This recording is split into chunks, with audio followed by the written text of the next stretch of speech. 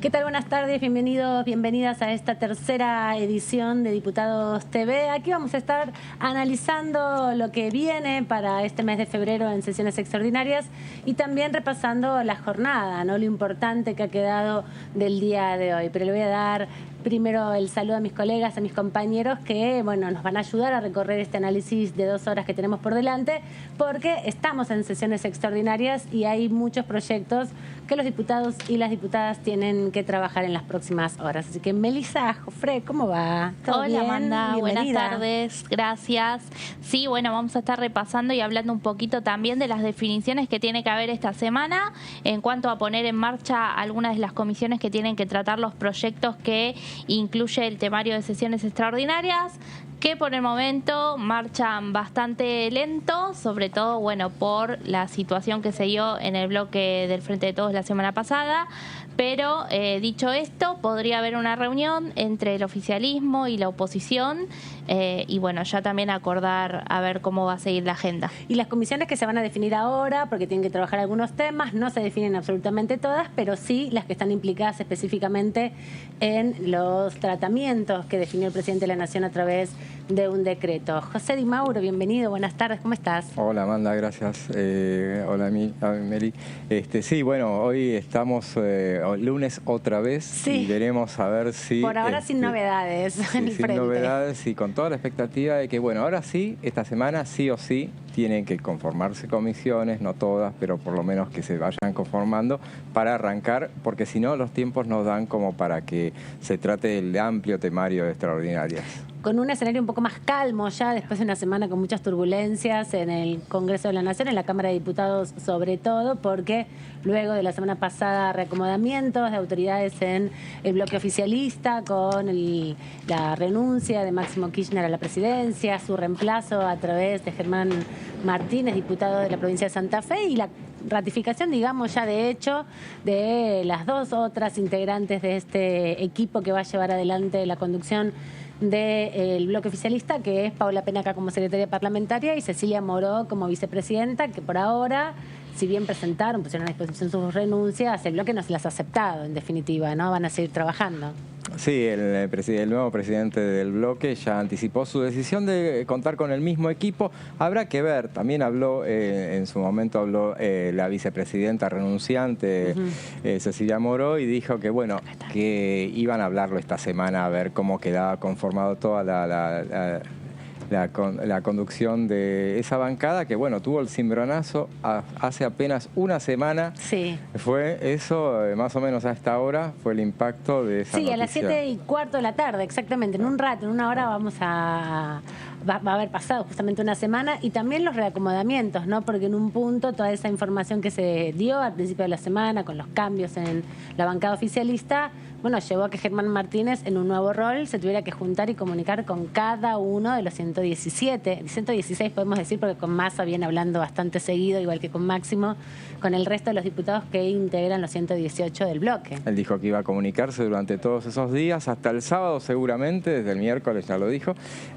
hasta el sábado iba a estar manteniendo conversaciones telefónicas con todos para, bueno, y es lo que tiene que hacer, claro, justamente, hablar hacia adentro para ver cómo está, para lograr la unidad, que es el mandato que le dieron desde la presidencia de la Nación, nada menos, lograr la unidad y a partir de ahí empezar a construir puentes o reconstruir puentes con la oposición para contar con los números necesarios para sacar las leyes. Muy bien, vamos a estar repasando toda esta información porque está toda relacionada. Estos movimientos, como decíamos al principio, retrasaron un poco el inicio de las sesiones extraordinarias en relación sobre todo a la conformación de las comisiones y los equipos de trabajo para definir autoridades. Y Melissa justamente se tomó el trabajo de organizar un poco esa información porque, como saben, son más de 40 comisiones en la Cámara de Diputados simplemente para abordar los temas cotidianos, más una docena por lo menos de comisiones especiales. ¿Qué se va a estar conformando, Melissa, esta semana entonces respecto a esta organización aquí en la Cámara? Bueno, Amanda, los estaba escuchando con atención también, y algo para decirte por parte de información que tenemos del bloque del Frente de Todos es que en cuanto a comisiones, nada definido. Y está tratando por estas horas el jefe de bloque, Germán Martínez, hacer esta misma semana una reunión para definir esta mesa de conducción, ¿no?, que lo va a acompañar. En cuanto a las comisiones, que nos dice el diputado que no hay nada definido, también así lo dijeron hoy, me hablaba hoy con otras fuentes del oficialismo y la oposición, pero sí están esperando desde Juntos por el Cambio un llamado de Sergio Massa para que entre el día de mañana martes o el miércoles haya una reunión para definir todo lo que tiene que ver con las comisiones y con la puesta en marcha, sobre todo de comisiones que, como decíamos hace un rato, sean aquellas que vayan a tener competencia en los proyectos que están en el temario de extraordinarias. Claro, para las otras hay tiempo, después del 1 de marzo, para terminar de conformarlas. La urgencia es hasta el 28 de febrero, límite para el tratamiento de estos 18 temas. Exactamente. Repasemos un poco que las comisiones son, bueno, justamente los grupos de trabajo, ¿no?, donde se trabajan los proyectos de acuerdo a su temática. La componen diputados que muchos de ellos a veces son, a veces no, generalmente son especialistas, ¿no?, en esos temas. Hemos tenido médicos en la Comisión de Salud, tenemos, bueno, economistas en la Comisión de Presupuesto. Científicos en Ciencia y Tecnología o en Educación. Exactamente, sí. Docentes en la Comisión de Educación. Así que son, obviamente, estos grupos de trabajo muy importantes porque son donde las iniciativas se debaten, se reciben a especialistas y, bueno, luego de ahí sale el texto que se trata en el recinto. Pero vamos a ver un poco porque de la conformación de la Cámara depende también cuánto es el reparto, ¿no?, de las comisiones, porque también se hace por el sistema DONT. Porque las comisiones tienen un número determinado de miembros, ¿no? Algunas tienen 35, otras tienen 49, la de presupuesto, pero tienen un límite para que tampoco los 257 estén discutiendo todo el tiempo. Claro, exactamente. Y son 46 comisiones permanentes que hay. Después están, por otro lado, lo que son las comisiones bicamerales, que, bueno, también las integran senadores, ¿no? Actualmente la Cámara tenemos el bloque del Frente de Todos, primera minoría, con 118 diputados, Juntos por el Cambio con 116, el Interbloque Federal con 8 diputados, Provincias Unidas con 5 y después tenemos el resto de los bloques y monobloques, hay 10 diputados más. Generalmente, obviamente, estos 10 quedan fuera del reparto de comisiones e incluso en la última renovación parlamentaria que hubo, digamos, en 2019, no la de ahora. La que renovó también con el presidente. ¿Cómo? La que se renovó también con las autoridades del Ejecutivo. Sí. Ahí el Interbloque Federal, que es más numeroso que el Provincias Unidas, que antes se llamaba de otra forma, no tuvo comisión, pero sí tuvo comisión el Interbloque que presidía Ramón, que sería Provincias Unidas, aunque ahora está con nuevas caras, ¿no? Y también tiene un nuevo presidente. Y eso se notó también en la única comisión que se conformó, que fue la de presupuesto. Claro. Se aplicó el sistema DONT, creo que quedaron 25 vos corregime en todo caso, corríjanme ustedes, creo que 25 al Frente de Todos, 24 Juntos por el Cambio y el que quedaba uno más y se lo dieron a Provincias Unidas. Sí, de hecho es el igual también por Misiones... Sartori, sí. Que sí, pero igual en Presupuesto y Hacienda también está Paulo Casinerio. ¿No? Si no me equivoco, hay un... No, Paulo Casinerio, perdón, terminó el mandato. Claro, pero hay un diputado de Córdoba Federal, que es nuevo, Aresca o... No me acuerdo bien el apellido, pero está. Bueno, hasta el 10 de diciembre de 2021, es decir, antes de que la Cámara se renovara, las comisiones estaban repartidas. Había 24 para el Frente de Todos, 21 para Juntos por el Cambio y una, como decíamos, para Unidad Federal para el Desarrollo, que era la de prevención de adicciones y control del narcotráfico, que la presidía Luis Di Giacomo. Pero estas son las presidencias de las comisiones, ¿no? Sí, esta es el reparto de los integrantes, que este es uno, el que tiene que ver con el sistema DONT, y otro es las autoridades, que es quien tiene que llevar adelante, la organización del trabajo propiamente dicho. Sí, la conformación es otra discusión después. Siempre, generalmente, obviamente las comisiones tienen... un número impar, ¿no?, de integrantes y bueno, se presume también de que en esta nueva conformación va a haber prioridad para aquellos diputados que ya venían presidiendo comisiones, o generalmente también suelen ser presidentes los que ya tienen 2 años por lo menos de experiencia parlamentaria, aunque hay figuras que, bueno, llegan a la Cámara y ya, pum, tienen una comisión, ¿no? Claro, pues son muy relevantes. Claro, digamos. depende de quién y de cuál comisión también. Bueno, y en esta discusión que se va a venir, también hablamos de comisiones importantes que por tradición suelen estar en manos del oficialismo, porque tratan temas clave.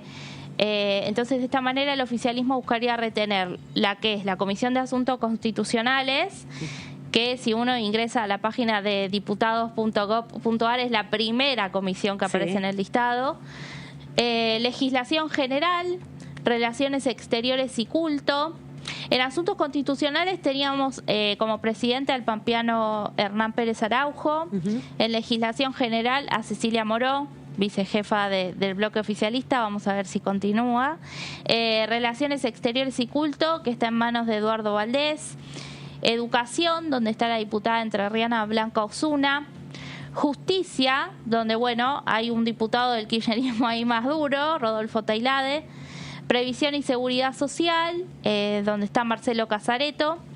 Acción Social y Salud Pública, donde estaba Pablo Yedlin, médico, exministro de Salud de Tucumán, que hoy es senador y también se estima que va a presidir la Comisión de Salud esa allá. comisión, pero la de Salud del Senado. Exactamente, en la Cámara Alta.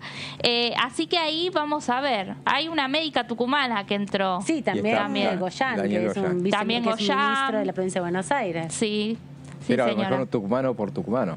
Así que es verdad, porque claro, hay que ver el puesto.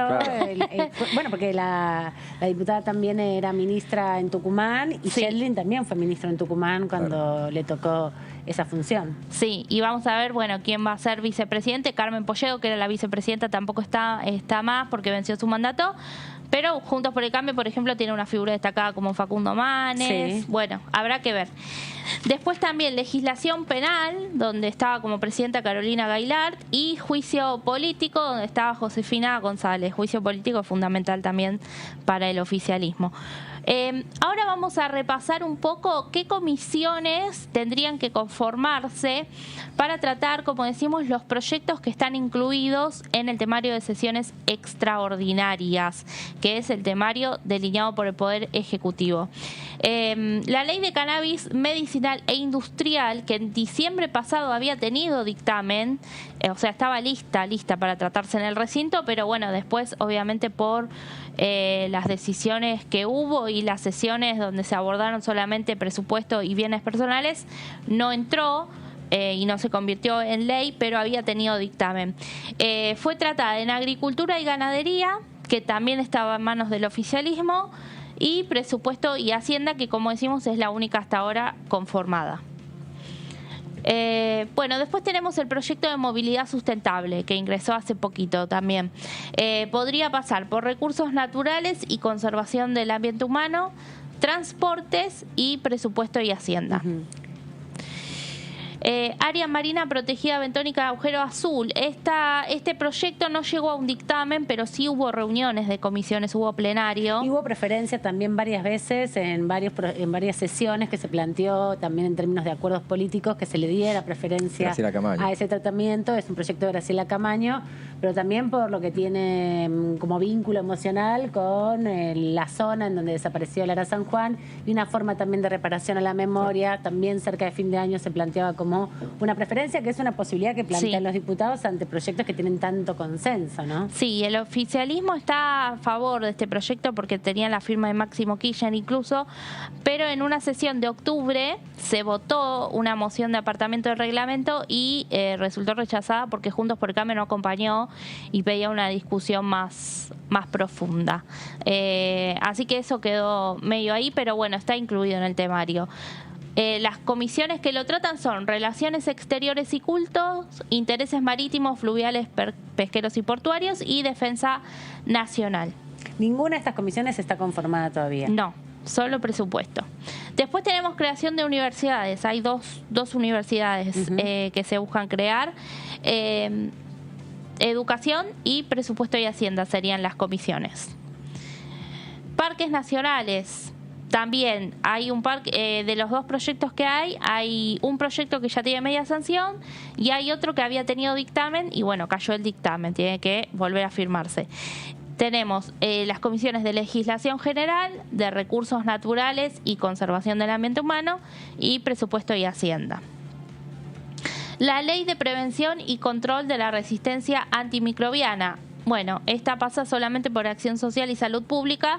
Había sido un proyecto impulsado por Jetlin, a quien mencionábamos hace un ratito. Y tenemos una más. O ahí quedamos, me parece. Quedamos.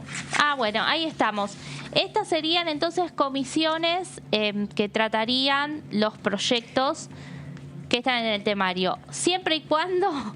¿Qué proyectos se traten ahora en febrero, no? Sí, claramente. No se van a conformar todas ahora. Este que decías de Ley de Prevención y Control de la Resistencia Antimicrobiana, también te quedaste ahí pensando porque está la Ley de Enfermería, que sí, también estaba relacionada con la de Comisión de Salud como otro de los puntos, y la Ley de HB, que es otro de los proyectos que está también en salud y que tiene, en general, por lo menos de las manifestaciones públicas de los diputados, bastante consenso, claro, ¿no? Bastante acompañamiento. Y hay algunos proyectos que no están mencionados ahí y que, por ejemplo, que son clave y que son seguramente los que sí o sí se tendrían que empezar a tratar, que son Consejo de la Magistratura y el Consenso Fiscal, pero que están por el Senado, entraron por el Senado, o sea que hay más tiempo para conformar las comisiones en la Cámara de Diputados.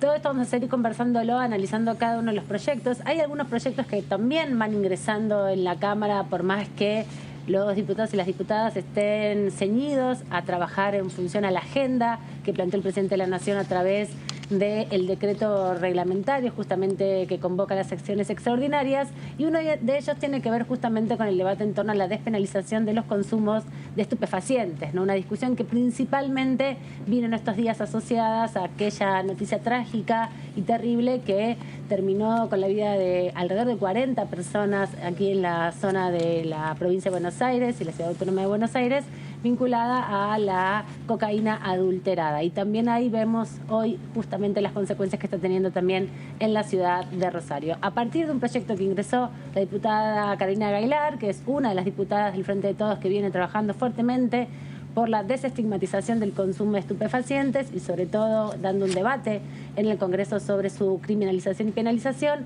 se sumó la diputada del Frente de Izquierda, Romina del Pla, a opinar respecto de las condiciones sociales que hay hoy en la Argentina para dar estos debates en el Congreso.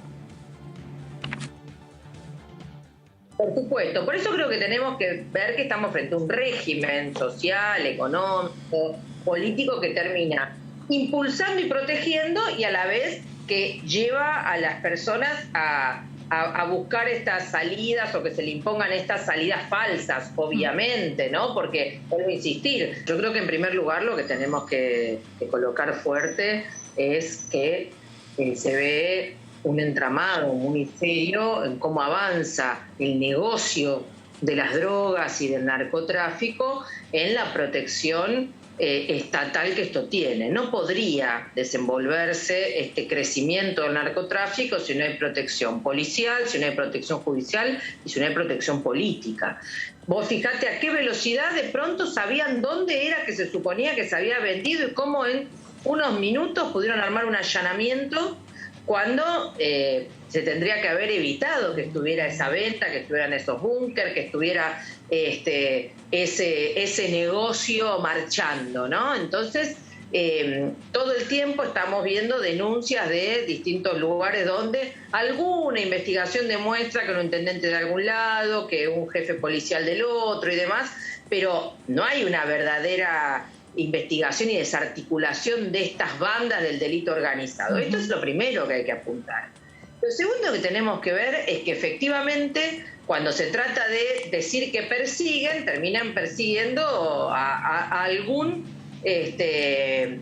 integrante menor, ¿no? Algún vendedor minorista, se persigue por sobre todas las cosas al que consume, y en este punto no hay ninguna política estatal real de ir a fondo en combatir los consumos problemáticos y las adicciones, en poner al servicio de la juventud y también de las y los adultos dispositivos para efectivamente poder abordar esa situación, mientras desde distintos ángulos se exacerban y se fomentan los consumos adictivos de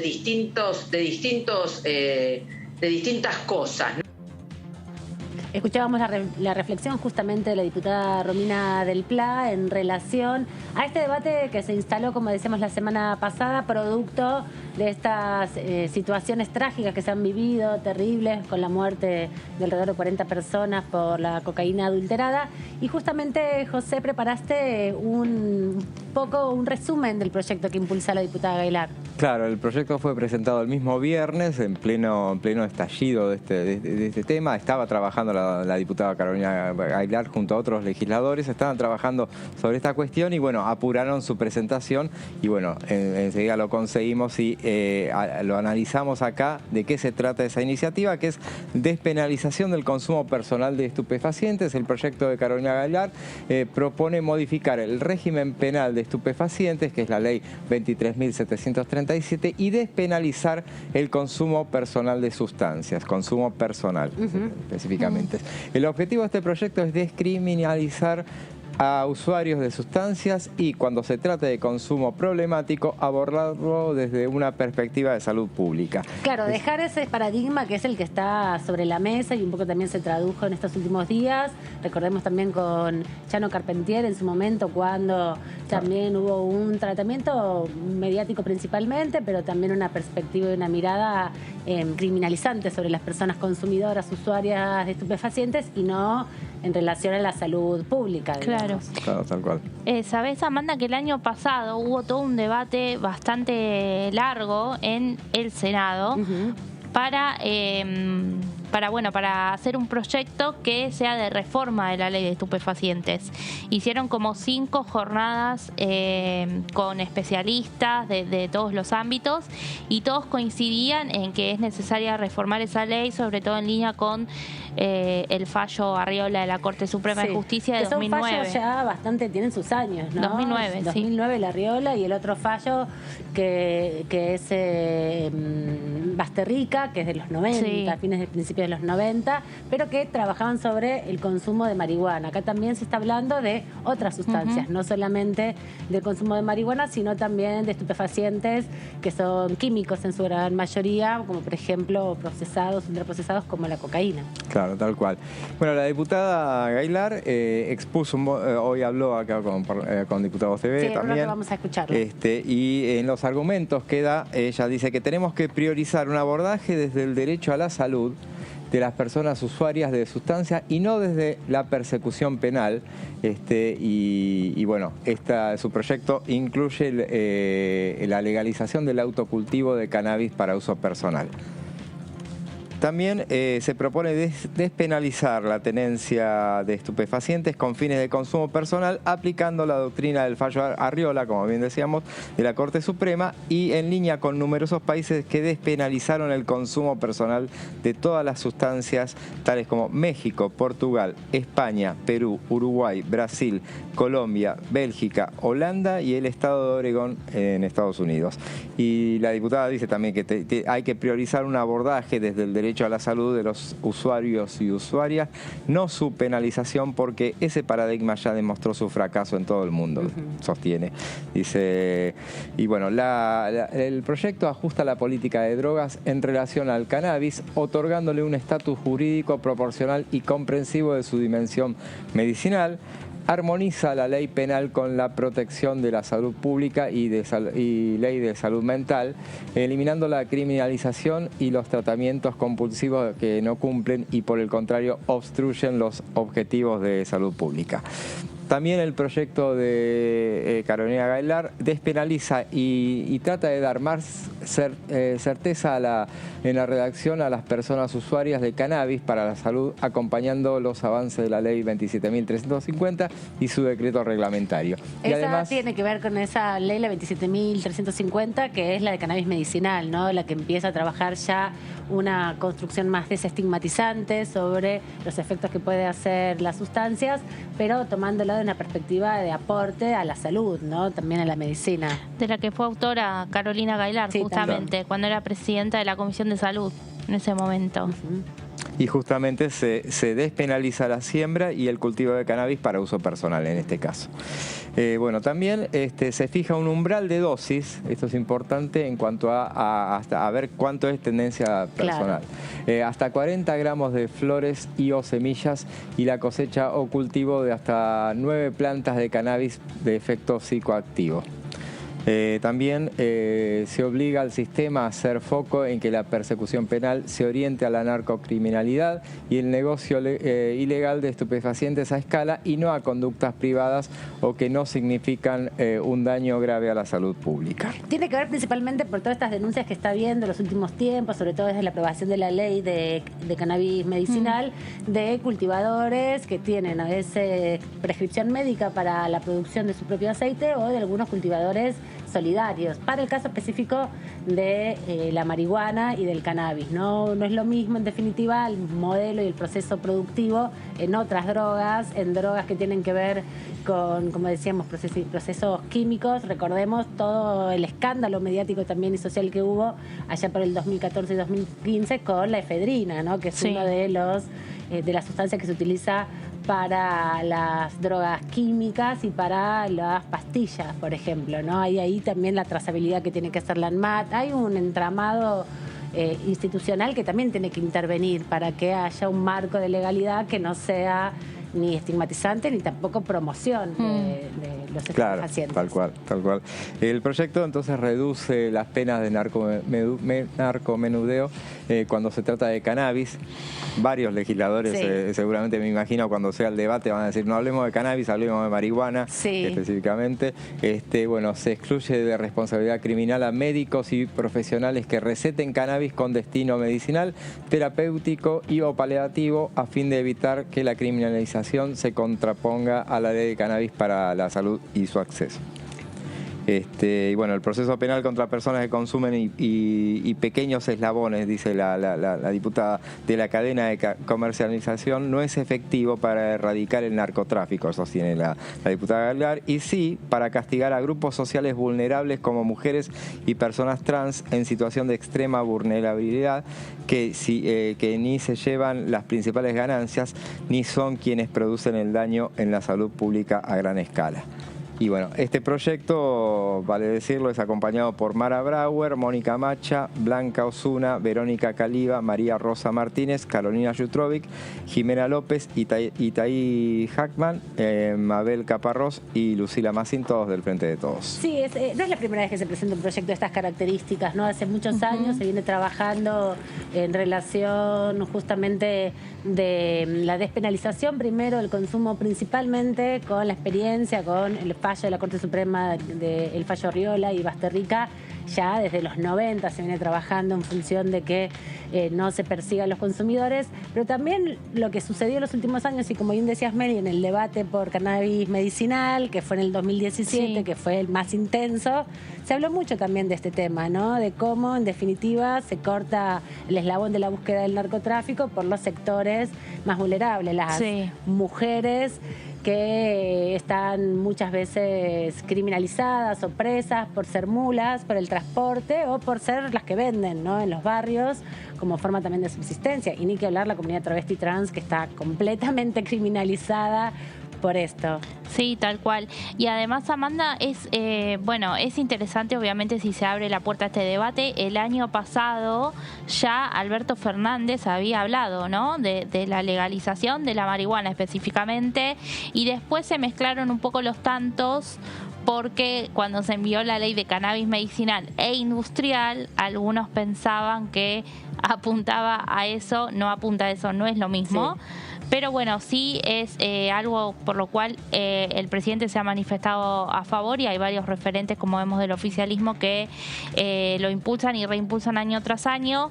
hoy con esta noticia que hubo se vuelve a abrir el debate, así que habrá que ver si se concreta. Hay muchos jóvenes criminalizados, muchos pibes que tienen causas por tener un porro, por tener algunas flores de marihuana. También hay muchas mujeres, como decíamos, criminalizadas por transportarla de una provincia a otra, de un país a otro. Hay un caso paradigmático de una mujer que estuvo detenida más de 10 años, que transportó justamente cocaína entre Bolivia y Argentina porque tenía a su hijo menor con un tratamiento de cáncer y se vio, en una situación muy compleja y asumió esa situación de transportar cocaína y producto de eso no pudo, acompañar a su hijo luego en el desenlace trágico que tuvo su enfermedad. Pero eso marcó justamente un punto muy importante porque Amnistía Internacional fue una de las organizaciones que planteó la necesidad de revisar la ley de drogas y sobre todo esta mirada que hay de criminalizar a los sectores más vulnerables. Vamos a irnos de viaje por la Argentina para nuestra primera entrevista porque es un debate que sin duda va a atravesar todos los bloques, la despenalización o legalización del consumo personal de estupefacientes, y vamos así a comenzar con nuestras entrevistas del día de hoy.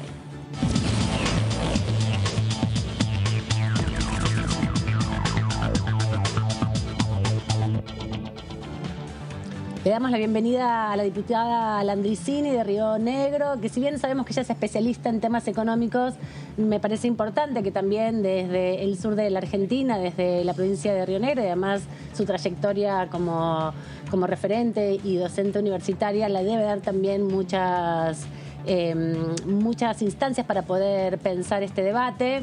Se quedó ahí la imagen un poco congelada, vamos a ver si la reconectamos. Porque, como decíamos, es una discusión que atraviesa a todos los bloques. Dentro del oficialismo hay posiciones, lo vemos, acompañando el proyecto de Karina Aguilar, a favor, otras en contra, pero también dentro de la oposición hay posiciones a favor y en contra de este debate, ¿no? Hemos escuchado diputados de la oposición planteando también la necesidad de descriminalizar a los consumidores, de los distintos partidos que integran, por ejemplo, Juntos por el Cambio. También desde la izquierda, escuchábamos recién a Romina del Pla, tratar de diferenciar entre qué es un consumo problemático y qué es un consumo recreativo, y lo que la Constitución misma dice, que las acciones privadas de las personas son privadas, ¿no? Y el Estado no puede intervenir. La cuestión es que no afecten a terceros. Es un debate totalmente transversal. Y muchos objetaban cuando, a partir de la presentación de este proyecto el viernes pasado, si era el momento justamente en pleno, y otros decían justamente es el momento para debatirlo por lo menos, no necesariamente para aprobarlo o no, eso, para abrir el debate, claro. Para dar la discusión social. Sí, es un tema que al igual que al igual que el aborto, por ejemplo, están quienes te dicen, despenalizar sí, legalizar no, ¿no? Como esa diferencia también, ahí hay bastante discusión. Vamos a ver si la diputada Landricini nos está escuchando o no nos está escuchando. Hay mucho viento en Río Negro, evidentemente, la señal. ¿Qué tal, diputada? ¿Está por ahí? ¿Nos escucha? ¿Qué tal? ¿Cómo están ustedes? Muy bien, muy bien. Con algunos problemas de conexión, ya le anticipo, pero con muchas ganas de escuchar su reflexión respecto a este debate que se inicia en algún sentido, que las diputadas de su bloque presentan sobre la legalización de consumos personales de algunos estupefacientes. ¿Cuál es su mirada, aunque sea intuitiva, aunque no tenga por ahí una opinión terminada, formada de este proyecto, pero sí como ciudadana respecto a esta situación? Bueno, en realidad no soy cofirmante, pero estoy dispuesta a participar del intercambio. No integro la Comisión de Salud, tampoco la de Legislación General, que es donde se trata este proyecto, pero acompañaré su sanción en el momento que nos toque debatir en el recinto, en función de reconocer que la sociedad va teniendo que construir una nueva mirada sobre la cuestión de la salud vista desde una cuestión no solo biológica, sino también emocional, relacional, y que los cambios culturales inciden en cuál es la definición de paradigma de salud para cada uno de los habitantes de cada país. Y en el caso del consumo personal de algunos elementos que han sido tradicionalmente concebidos como drogas y castigado su consumo o penalizado su consumo, hay que tratar los casos con respeto, con reconocimiento de las necesidades psicofísicas y emocionales de cada una de las personas. Y yo tengo una visión protectiva, no punitiva. Sí puedo tener una visión punitiva de aquellas organizaciones, clanes, grupos que se dedican a una comercialización abierta para dañar la vida de los demás, haciendo de esto una mercancía de negocio, de todo lo que signifique enriquecer, como en otras cuestiones también vinculadas al alcohol o al tabaco. Yo reconozco que tanto este proyecto como el de cannabis y cáñamo industrial son avances culturales en la sociedad, merecen su discusión, su regulación, y no una visión al estilo medieval en la que todo se concebía como castigo, como bien marcó en El nombre de la rosa aquel tan famoso Humberto Eco, que escribía sus libros y hacía las películas sobre la Inquisición y el castigo a pensar diferente o a actuar diferente, y así perseguir a mujeres, perseguir lo que, bueno, significaba cualquier interés de mujeres de liberarse de opresión machista o patriarcal. Diputada. Y bueno, estos casos son también de ese tipo que requieren una nueva mirada más amplia y reflexiva de la sociedad para definir qué es punible y qué no es punible. Y le quería preguntar, porque usted es especialista en economía, ¿no? Es su expertise, porque justamente el narcotráfico es uno de los delitos de la narcocriminalidad, principalmente, que mueve volúmenes impresionantes de dinero y que también su persecución, como está planteada, no ha sido eficaz tampoco en impedir que los paraísos fiscales o que haya un enriquecimiento tan importante por las justamente las bandas criminales que operan el narcotráfico. ¿Cómo pensarlo desde esa perspectiva, ¿no? De cuánto también el Estado tiene que garantizar de alguna manera su intervención, no solamente en términos de salud, sino para poder ir conteniendo o persiguiendo o teniendo una política clara con estas bandas criminales, ¿no? Que se sostienen económicamente, bueno, no solo en Argentina, en todo el mundo, no es un entramado internacional. Sí, tanto del tráfico de drogas, que es el caso del narcotráfico, que se ha instalado en algunos lugares del mundo como lugares especializados en su producción por razones climáticas, por razones culturales, por razones de organización de grupos que comandan y de falta esta actividad. Claro, en relación con los mercados donde se venden también. No por nada, algunos países del norte de América Latina tienen esa relación tan estrecha con algunos sitios de los Estados Unidos, que son el gran mercado con recursos económicos para el consumo. Y esto lo muestra la historia reciente. Y junto con esto del narcotráfico también podemos hablar del tráfico de armas, que son dos actividades que promueven la acumulación de recursos a costa de las vidas humanas, tanto el tráfico de armas para generar guerras provocadas con intenciones geopolíticas de dominación de unos países a otros o de unas regiones a otras, y transformar prácticamente en poblaciones esclavas a determinadas regiones del mundo a partir de su pobreza, de sus carencias, y transformarlos en verdaderos socios o partícipes de bandas criminales, sean de tráfico de droga como de tráfico de armas. Lo que nosotros necesitamos es una sociedad más igualitaria, de mayor equidad, de mayor comprensión colectiva, de mayor responsabilidad pública en la regulación de determinadas actividades y una justicia que intervenga permanentemente en la investigación, en la prevención, unas fuerzas de seguridad que se dediquen a investigación, no a perseguir jovencitos en la calle, Diputada, sino a hacer investigación para buscar las raíces, las causas de algunos delitos vinculados a estas organizaciones.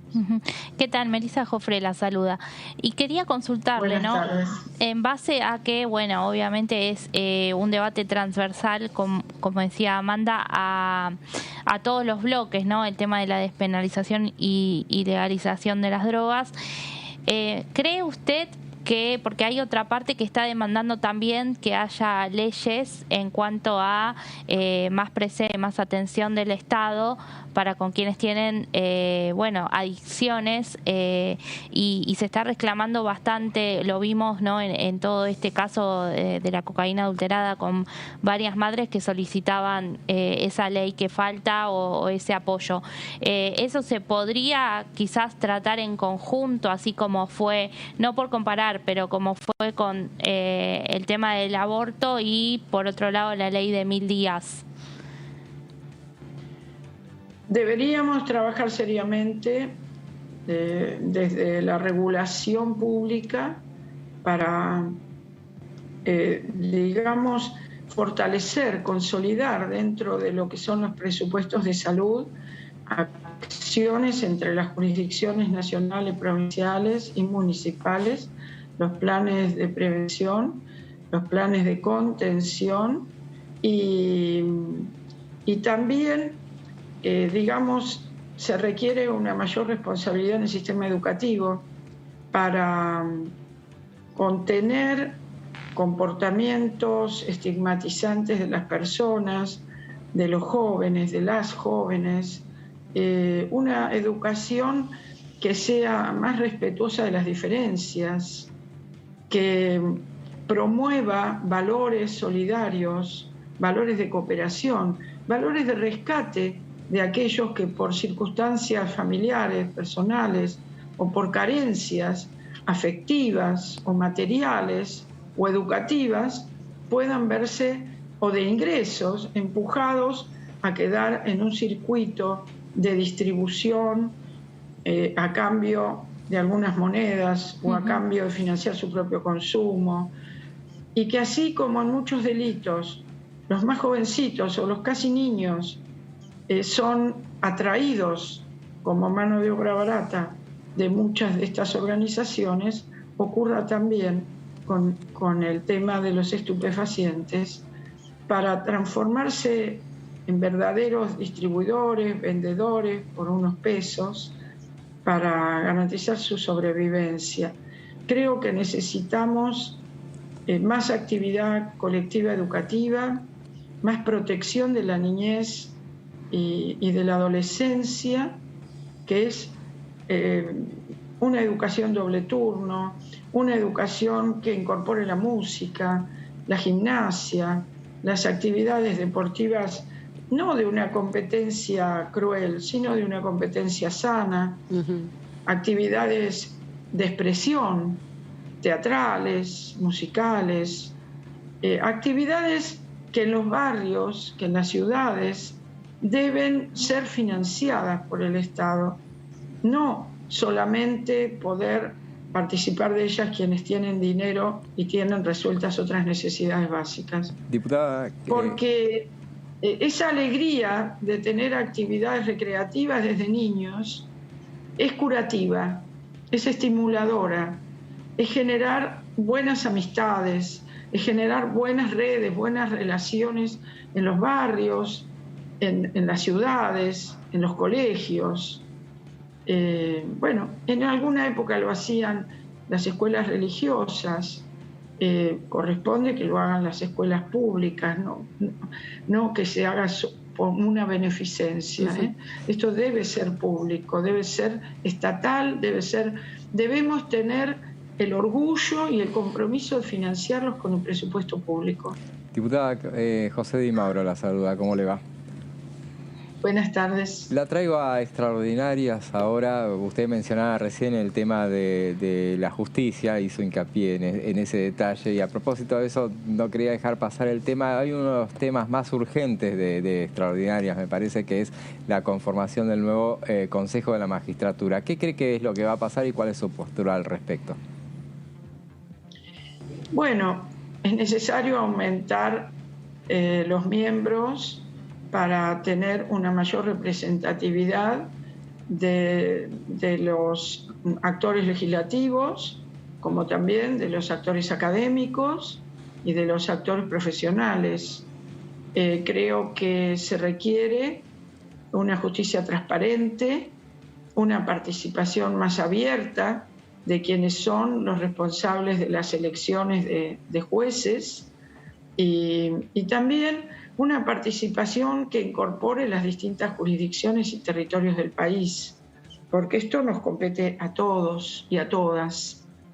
Es también una institución a revisar, como lo es la educación, como lo es la prevención en todo terreno, y en esto no debería haber tanta disputa sectorial de fracciones políticas. Debería ser entendido como un derecho ciudadano a enriquecer, a calificar las instituciones de la democracia, a consolidarlas.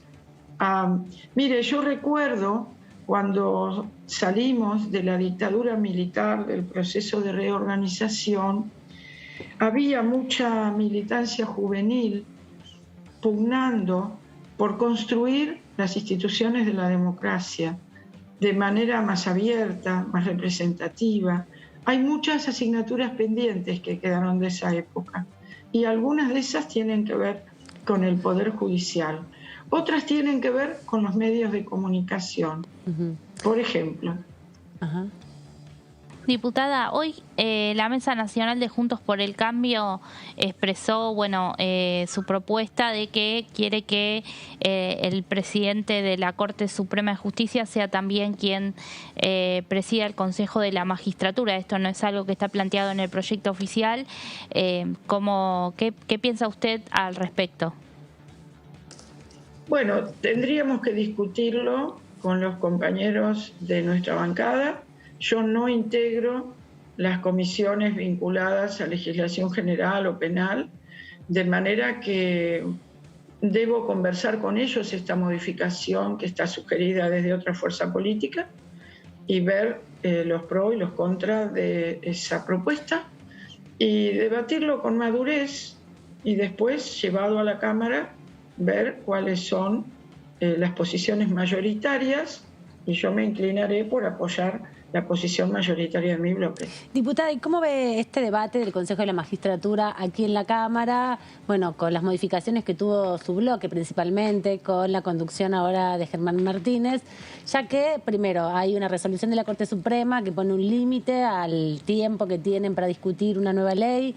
De no aprobarse, se retrotrae todo el trabajo a la legislación del 2006 y el tiempo que se llevó la Corte Suprema para tomar esta decisión. ¿Cómo cree que todo esto va a jugar en el debate? Porque la oposición, sobre todo Juntos por el Cambio, es muy reactiva a discutir cualquier cosa vinculada a modificaciones judiciales. Bueno, habrá que ver la nueva representación también de los subbloques de Juntos por el Cambio, donde apuesto que puede haber diferentes posiciones, posiciones que sean de mayor razonabilidad respecto a la apertura y la transparencia que tiene que tener el Poder Judicial. Yo no tengo prejuicios personales con los miembros del Poder Judicial. Creo que hay mucho por hacer, como en otras instituciones. Me inclino, sí, por cuestionar la tardanza, la demora en resolver tantos juicios de lesa humanidad con familias que han esperado 4 décadas y más para encontrar una resolución a las causas de sus hijos o sus hijas, sus nietos o sus nietas, sus hermanos o sus hermanas, que han sido violados en sus derechos, torturados, desaparecidos, asesinados o exiliados. Por generación me ha tocado vivir esta cuestión. Y la demora de la justicia también. En la demora de la justicia de tantas madres, abuelas, padres, abuelos, hermanos que han fallecido sin encontrar un consuelo respecto al castigo de los crímenes del terrorismo de Estado. Y también de tantos casos de gatillo fácil que han quedado sin resolver y que manchan a la democracia, porque ocurren en la democracia. Y también alzamientos contra las autoridades democráticas constituidas, como fue en tiempos del gobierno de Alfonsín, o resoluciones que por la presión popular pudieron modificarse, como era la del 2x1. Justamente le quería preguntar, ¿no? Porque también otro tema que queremos conversar con usted tiene que ver con el acuerdo con el Fondo Monetario Internacional, pero como traía a esta conversación la demora con los juicios de lesa humanidad, fue coincidente con el anuncio de un nuevo acuerdo con el Fondo Monetario Internacional a partir de la deuda que se tiene, que varios genocidas fueron beneficiados con prisiones domiciliarias, por ejemplo. ¿Todavía hay vínculo entre lo que fue la rémora de la dictadura y las crisis económicas que tenemos en la Argentina? Digo, ¿hay ahí una vinculación? ¿Hay una lectura posible de vinculación entre esos dos procesos y momentos tan duros? La dictadura por un lado, sus consecuencias, y el endeudamiento argentino. Yo encuentro nexos. Uno le pondría una palabra que me los resume, y es la impunidad. Yo digo no a la impunidad en las instituciones que protegen conductas delictivas. Y ahí encuentro en la dictadura, algunos recordarán el caso Papel Prensa, el caso de la apropiación indebida de bienes de presos desaparecidos y asesinados, o las amenazas sobre banqueros y empresarios para quedarse con sus bienes.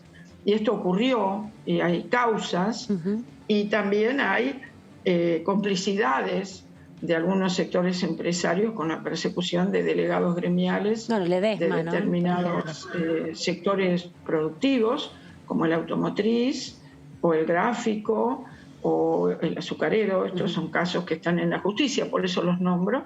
Algunos se han resuelto, otros no. Y también encontraría la impunidad de conductas delictivas financieras o de legislación que fue creada en la etapa de la dictadura militar, como la reforma financiera, la ley de entidades financieras, que no la trató un Congreso, la trató la Cámara de Asesoramiento Legislativo, la Comisión de Asesoramiento Legislativo. Y está vigente la ley. Prácticamente 3 comandantes. Está vigente. No era la representación popular. Y esa ley está vigente.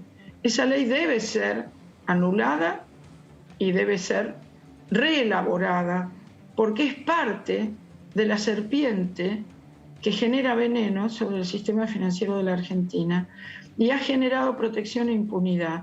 Y eso está combinado con la fuga de capitales, con la evasión impositiva, y que en muchos casos es elusión, o sea, buscar vías de evitar el pago sobre determinadas fortunas o determinados fondos, y también la evasión, que es justamente un hecho objetivo de no hacerse cargo de determinados tributos y de fugar capitales por distintos circuitos, como son la dolarización de activos o la extranjerización de activos, pero también la concurrencia a paraísos fiscales y también lo que se conoce como contrabandos por subfacturación, sobrefacturación, según sean importaciones o exportaciones, y también circuitos, como usted señaló, del narcotráfico, y yo agregué del tráfico de armas. En la Argentina ha habido casos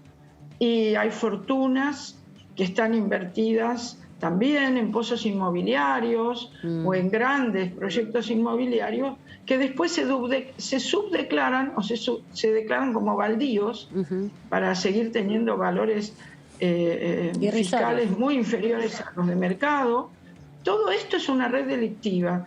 En el caso de la Ley de Entidades Financieras, que ha sido un velo que ha protegido muchas conductas irregulares y que ha protegido con normas que parecieran ser legales y fueron aprobadas por la Comisión de Asesoramiento Legislativo y no por un Congreso Nacional, requieren una revisión de la democracia.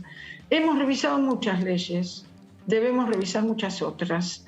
Y estas que tienen que ver con los delitos penales económicos, muchas de ellas están esperando turno. Y la justicia tiene mucho que ver con ello. También el Poder Legislativo y también el Poder Ejecutivo.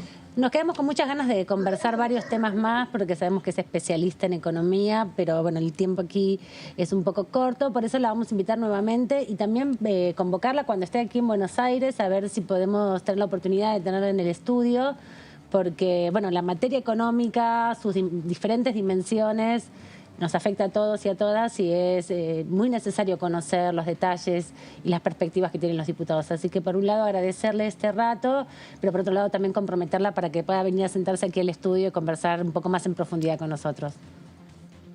El miércoles puede ser. Perfecto. Porque estaré por allí. Excelente. Nos comunicamos. Gracias. Gracias, diputada. Gracias. Hasta luego. Amables.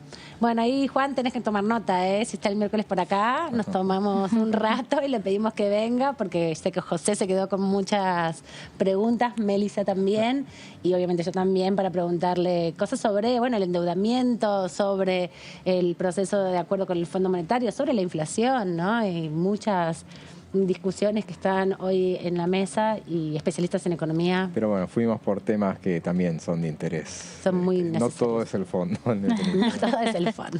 Vamos a una pausa y volvemos en un segundito nada más con más información en esta tercera edición de Diputados TV.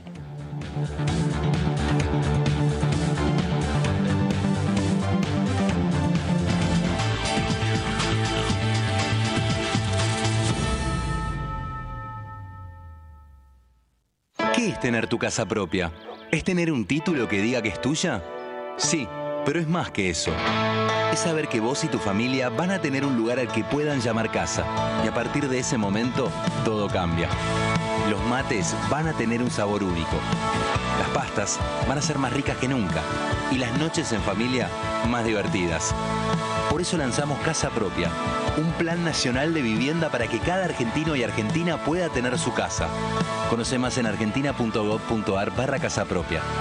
Casa Propia es construir futuro. Reconstrucción Argentina. Ministerio de Desarrollo Territorial y Hábitat. Argentina Presidencia. ¿Cómo le va? Esto es la segunda edición por aquí por DTV. A partir de la regularización de las autoridades de bloque del Partido Oficialista, podamos conformar las comisiones y arrancar con las extraordinarias.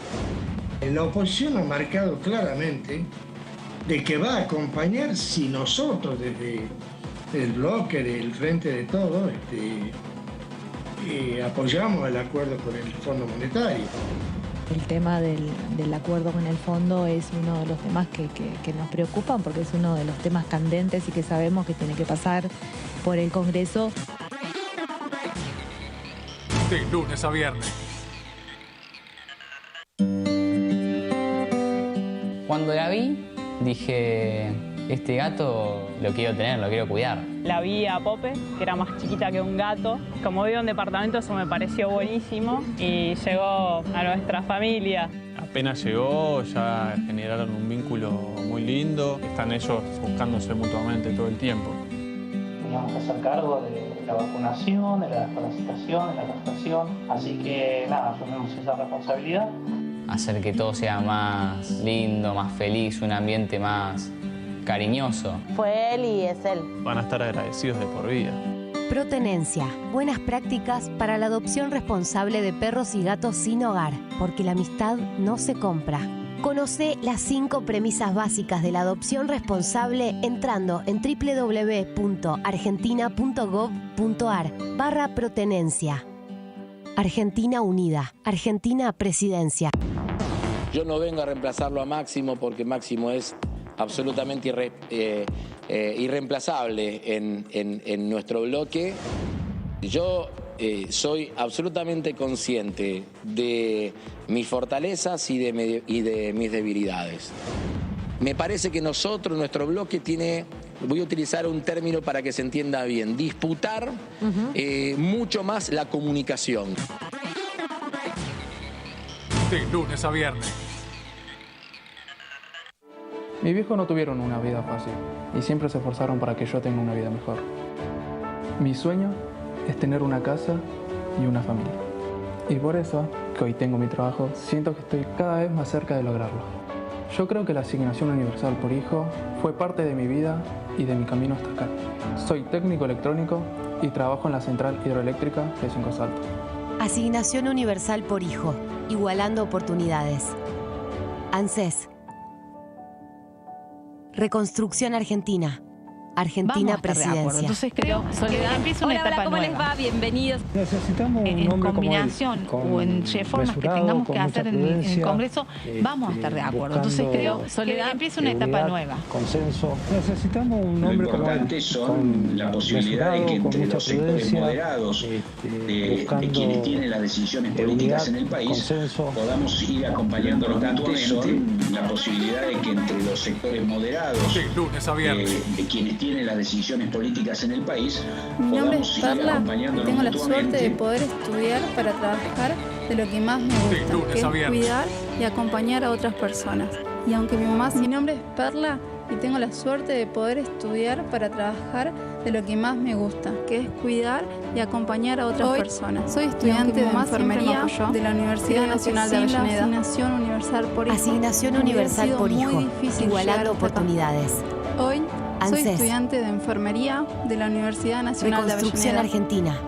Argentina universal por hijo, igualando oportunidades. ANSES. Reconstrucción Argentina. Estamos en la Argentina segunda Presidencia. hora de esta tercera edición de Diputados TV, repasando la información de la Cámara de Diputados respecto a los proyectos que están ingresados en la Cámara para ser debatidos hora de esta hasta el tercera próximo edición de Diputados 28 TV, de febrero, día en que repasando la concluyen las sesiones de la Cámara de extraordinarias y comienza Diputados así el 1 de marzo respecto a los proyectos que están ingresados las sesiones en la ordinarias Cámara con la para ser visita del debatidos presidente de la hasta el Nación, próximo uno de los momentos más 28 de importantes febrero, día en del que Congreso, concluyen no las solamente sesiones cuando se extraordinarias y recambia, comienza sino así el 1 específicamente de cuando marzo, viene el titular del las sesiones Ejecutivo ordinarias a con la dar visita del detalles presidente de la de Nación, sus uno de los proyectos momentos más planes importantes de qué quiere pedirle al del Congreso y cómo no evalúa solamente también cuando se recambia, el desarrollo sino específicamente de su cuando gestión. viene el Todavía titular del falta un Ejecutivo montón para esa a fecha, dar faltan como detalles 20 de días sus para el 1 de proyectos, marzo planes de qué y por quiere eso pedirle al estamos Congreso y cómo repasando evalúa minuto a también minuto el desarrollo punto por punto, de su gestión. artículo por Todavía artículo, falta un montón cada para uno de esas los fechas, 18 faltan proyectos como que 20 incluye el días para el presidente 1 de en su marzo, intención de que sean y por eso aprobados estamos antes repasando del minuto a 1 de minuto, marzo. punto Y el por diputado punto, por artículo la por provincia de artículo, Formosa, cada uno de los 18 Carvajal, proyectos de la que Unión incluye el Cívica presidente Radical, en su intención de que sean aprobados vinculado al antes Consejo de la Magistratura del 1 como de hablábamos marzo. recién con la Y el diputada diputado Landricini, por la uno de los provincia de temas Formosa, que están Fernando convocados para Carvajal, estas de la sesiones Unión Cívica extraordinarias Radical, y de esta un manera se proyecto refería vinculado al Consejo de la al debate que Magistratura, seguramente como se hablábamos iniciará recién con la por el diputada Senado. Landricini, uno de Tenemos los temas opiniones diferentes, están porque la convocados verdad para que estas yo sesiones tengo la experiencia extraordinarias de y de esta haber manera se rendido refería más de 10 al concursos debate que en el seguramente Consejo de se la iniciará por Magistratura y el ver Senado. cómo funciona. Y también tengo la experiencia de haber sido juez y ver cómo no funciona de manera adecuada la administración del Poder Judicial, donde cada y también tengo la experiencia de haber sido juez y ver cómo no funciona de manera nos quedamos en un momento sin contrato, donde cada limpieza del juzgado y estuvimos un año sin poder contratar meses. A mí estos son nos quedamos en un momento sin contrato. Entonces está muy claro que hay que repensar un año sin poder contratar de nuevo. Yo el otro eje que planteo de la realidad es la cuestión de que no pueden ser jueces que hay que ser diputados los que integran el cuerpo. Tienen que ser personas que plantean electos en la cuestión de que no pueden ser jueces, no sean jueces ni ser diputados los que integran. Porque ser miembro del Consejo tienen que ser personas que requieren una dedicación exclusiva. Porque sean elegidos. La verdad es que no comparto la posición que tiene la mesa de diputados. Porque ser miembro del Consejo de la Magistratura una lectura requiere una dedicación exclusiva. La verdad es que el Consejo durante estos años de funcionamiento y desde esto tenemos la obligación de pensar mecanismos nuevos que mal permitan que el Consejo cumpla con la función que tiene años de funcionamiento, ser más eficiente, tenemos la obligación de pensar mecanismos nuevos que uno de los temas fundamentales que todos los abogados y todas las personas vinculadas en definitiva con el proceso judicial marcan es uno de los temas fundamentales que todo el Consejo de la Magistratura, que es un órgano que se instituyó allá en el año 94, específicamente con la reforma constitucional. Y de ahí hasta el 2006 funcionó de una manera, en el 2006 se modificó, y por eso ahora la Corte Suprema de Justicia ha tomado una resolución a fines de diciembre del año pasado sobre si es constitucional o no esa reforma que se hizo en el año 2006. Y por eso ahora la Corte Suprema de Justicia ha tomado una resolución a fines de diciembre, no solamente el del oficialismo, sino como veíamos también el diputado Carvajal tiene su propio proyecto, porque es una discusión fundamental para la democracia, que son varios, no solamente el del oficialismo, sino como veíamos también el diputado Carvajal tiene su propio proyecto, porque es una discusión tiene que estar en extraordinarias y tiene que ser debatido cuanto antes, porque tiene un plazo perentorio que ya vamos a ver. Es uno de los temas clave del Consejo de la Magistratura, porque tiene que estar en extraordinarias y tiene que ser debatido cuanto antes, porque tiene un plazo perentorio que ya vamos a ver. Inconstitucional la reforma del Consejo de la Magistratura, porque a partir del actual vicepresidente, entonces senadora nacional Cristina Fernández de Kirchner, la Corte Suprema declaró inconstitucional la reforma de 2006 para elegir 7 nuevos miembros. ¿Por qué? Porque en la actualidad son 13 miembros y tiene que volver a la cantidad original de 20 miembros. El fallo establece justamente que la composición de 13 miembros no respeta el equilibrio de los sectores que seleccionan, sancionan y eventualmente remueven magistrados y deben volver a la composición de 13 miembros. No respeta eso es muy importante porque ha habido muchos cambios desde el 2006 hasta ahora respecto a cómo tiene que actuar la justicia. No ha habido mucha incorporación de la perspectiva de género en los últimos años, sin duda, pero también ha habido muchas situaciones paradigmáticas sobre pueblos originarios, por ejemplo, también sobre muchas incorporación de la perspectiva de género en los últimos años, muchas de las discusiones que se dan en torno a cómo funcionan los fiscales sobre pueblos originarios, por ejemplo, que son los que en definitiva situaciones que hubo que resolver de racismo, y muchas de las discusiones que se dan en torno a cómo funcionan los fiscales, los jueces, composición del Consejo vence el 14 de abril de 2022 y bueno, entonces el plazo para la nueva con los tiempos a partir de esa fecha, si no se cumplió lo decidido por la Corte Suprema, los actos de abril de 2022 serán nulos. O sea, todo para atrás está todo bien. Si llegamos con los tiempos a partir de esa fecha, si no se cumplió lo decidido por la Corte Suprema, si no hay una nueva conformación, o sea, llegamos con la ley nueva, o sea, puede ser una nueva ley o que el Consejo a partir de ese día, si no hay una nueva conformación, o sea,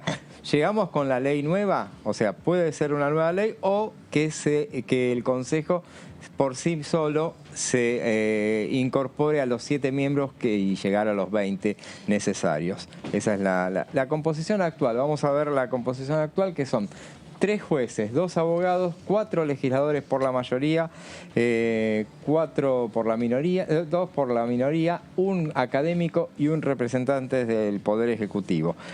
Hoy el Consejo, y ahí está el detalle claves, hoy el Consejo tiene 7 representantes de la política, que son es el representante del Ejecutivo y los legisladores. Entonces ahí son 7, lo que da un quórum propio y mayoría absoluta, de manera tal que el resto de los estamentos tienen 6.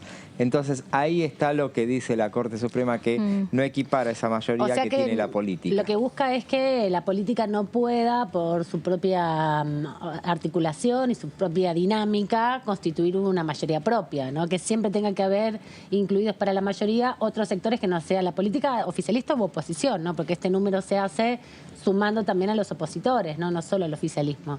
Entonces, ¿cuál es la composición original? Bueno, es a la que debería volver, en todo caso, es 1 miembro de la Corte, 4 jueces, 8 legisladores, 4 por Cámara, 2 por el oficialismo, 1 por la primera minoría y 1 por la segunda minoría, 4 abogados, 1 representante del Poder Ejecutivo y 2 miembros del sector académico.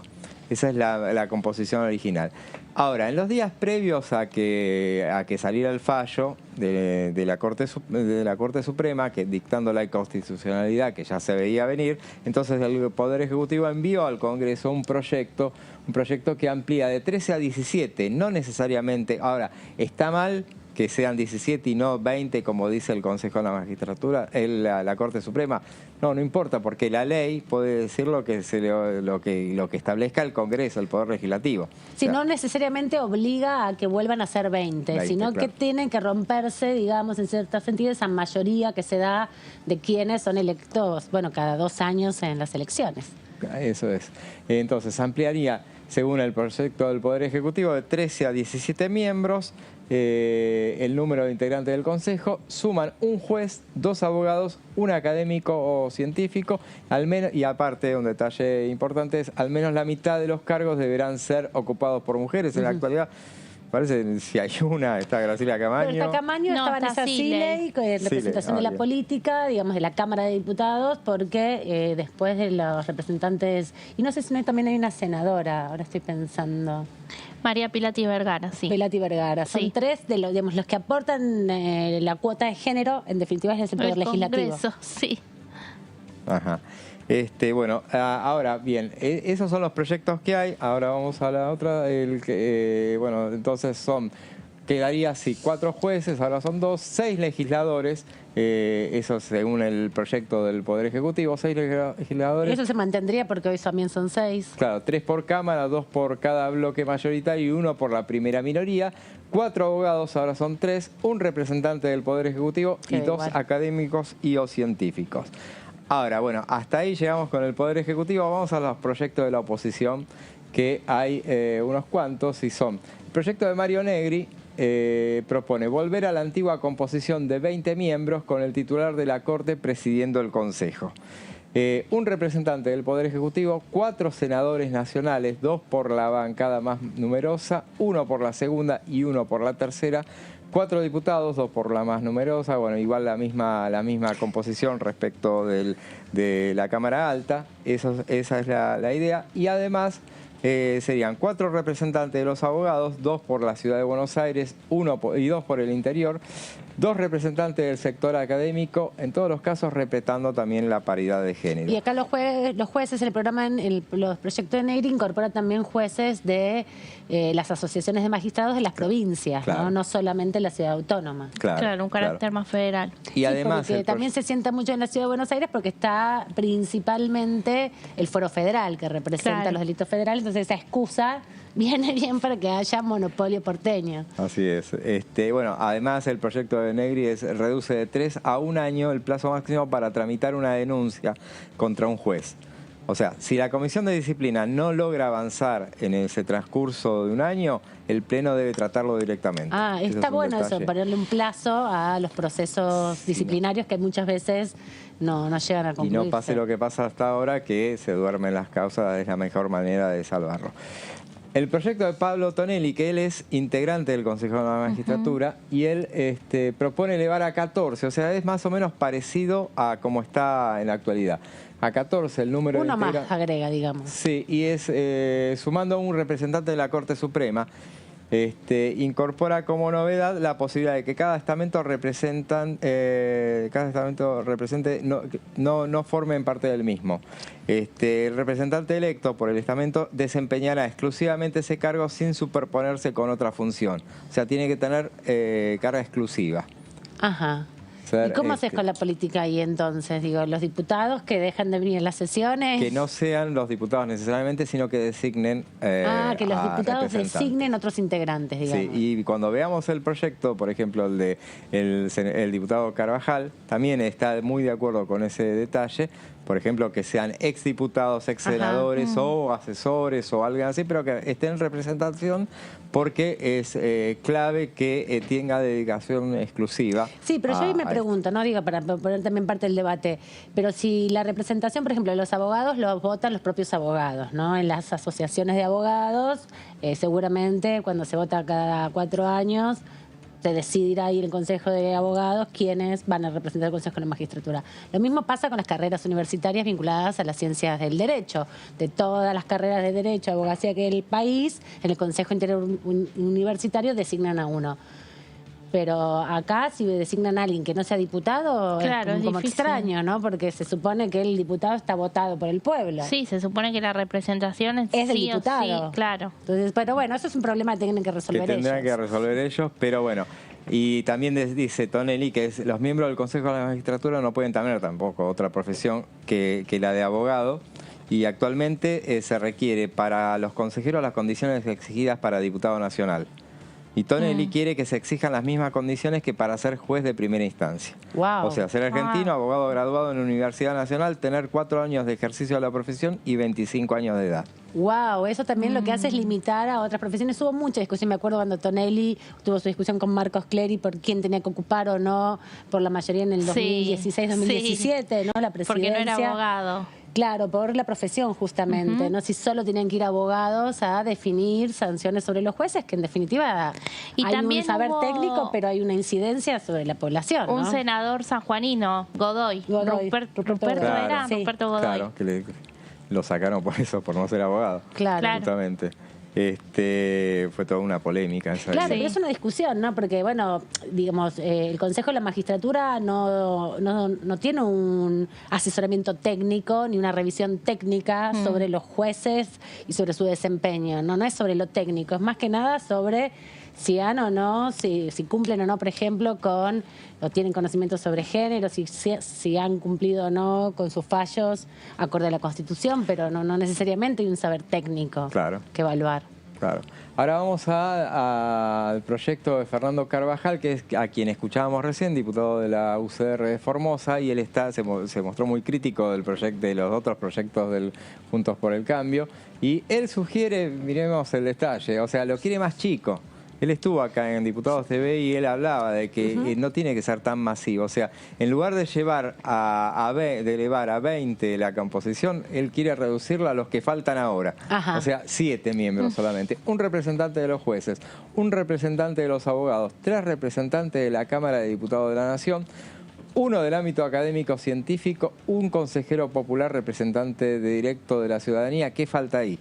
¿Senadores? Sí. No hay senadores. Sí, no hay senadores. Hay representantes que son los que eligen, en definitiva, ¿no? La comisión de acuerdo solo pasa por el Senado, son los que escuchan a los jueces. Los pliegos de los jueces, sí. Claro, son los que llevan además las audiencias públicas. Tal cual.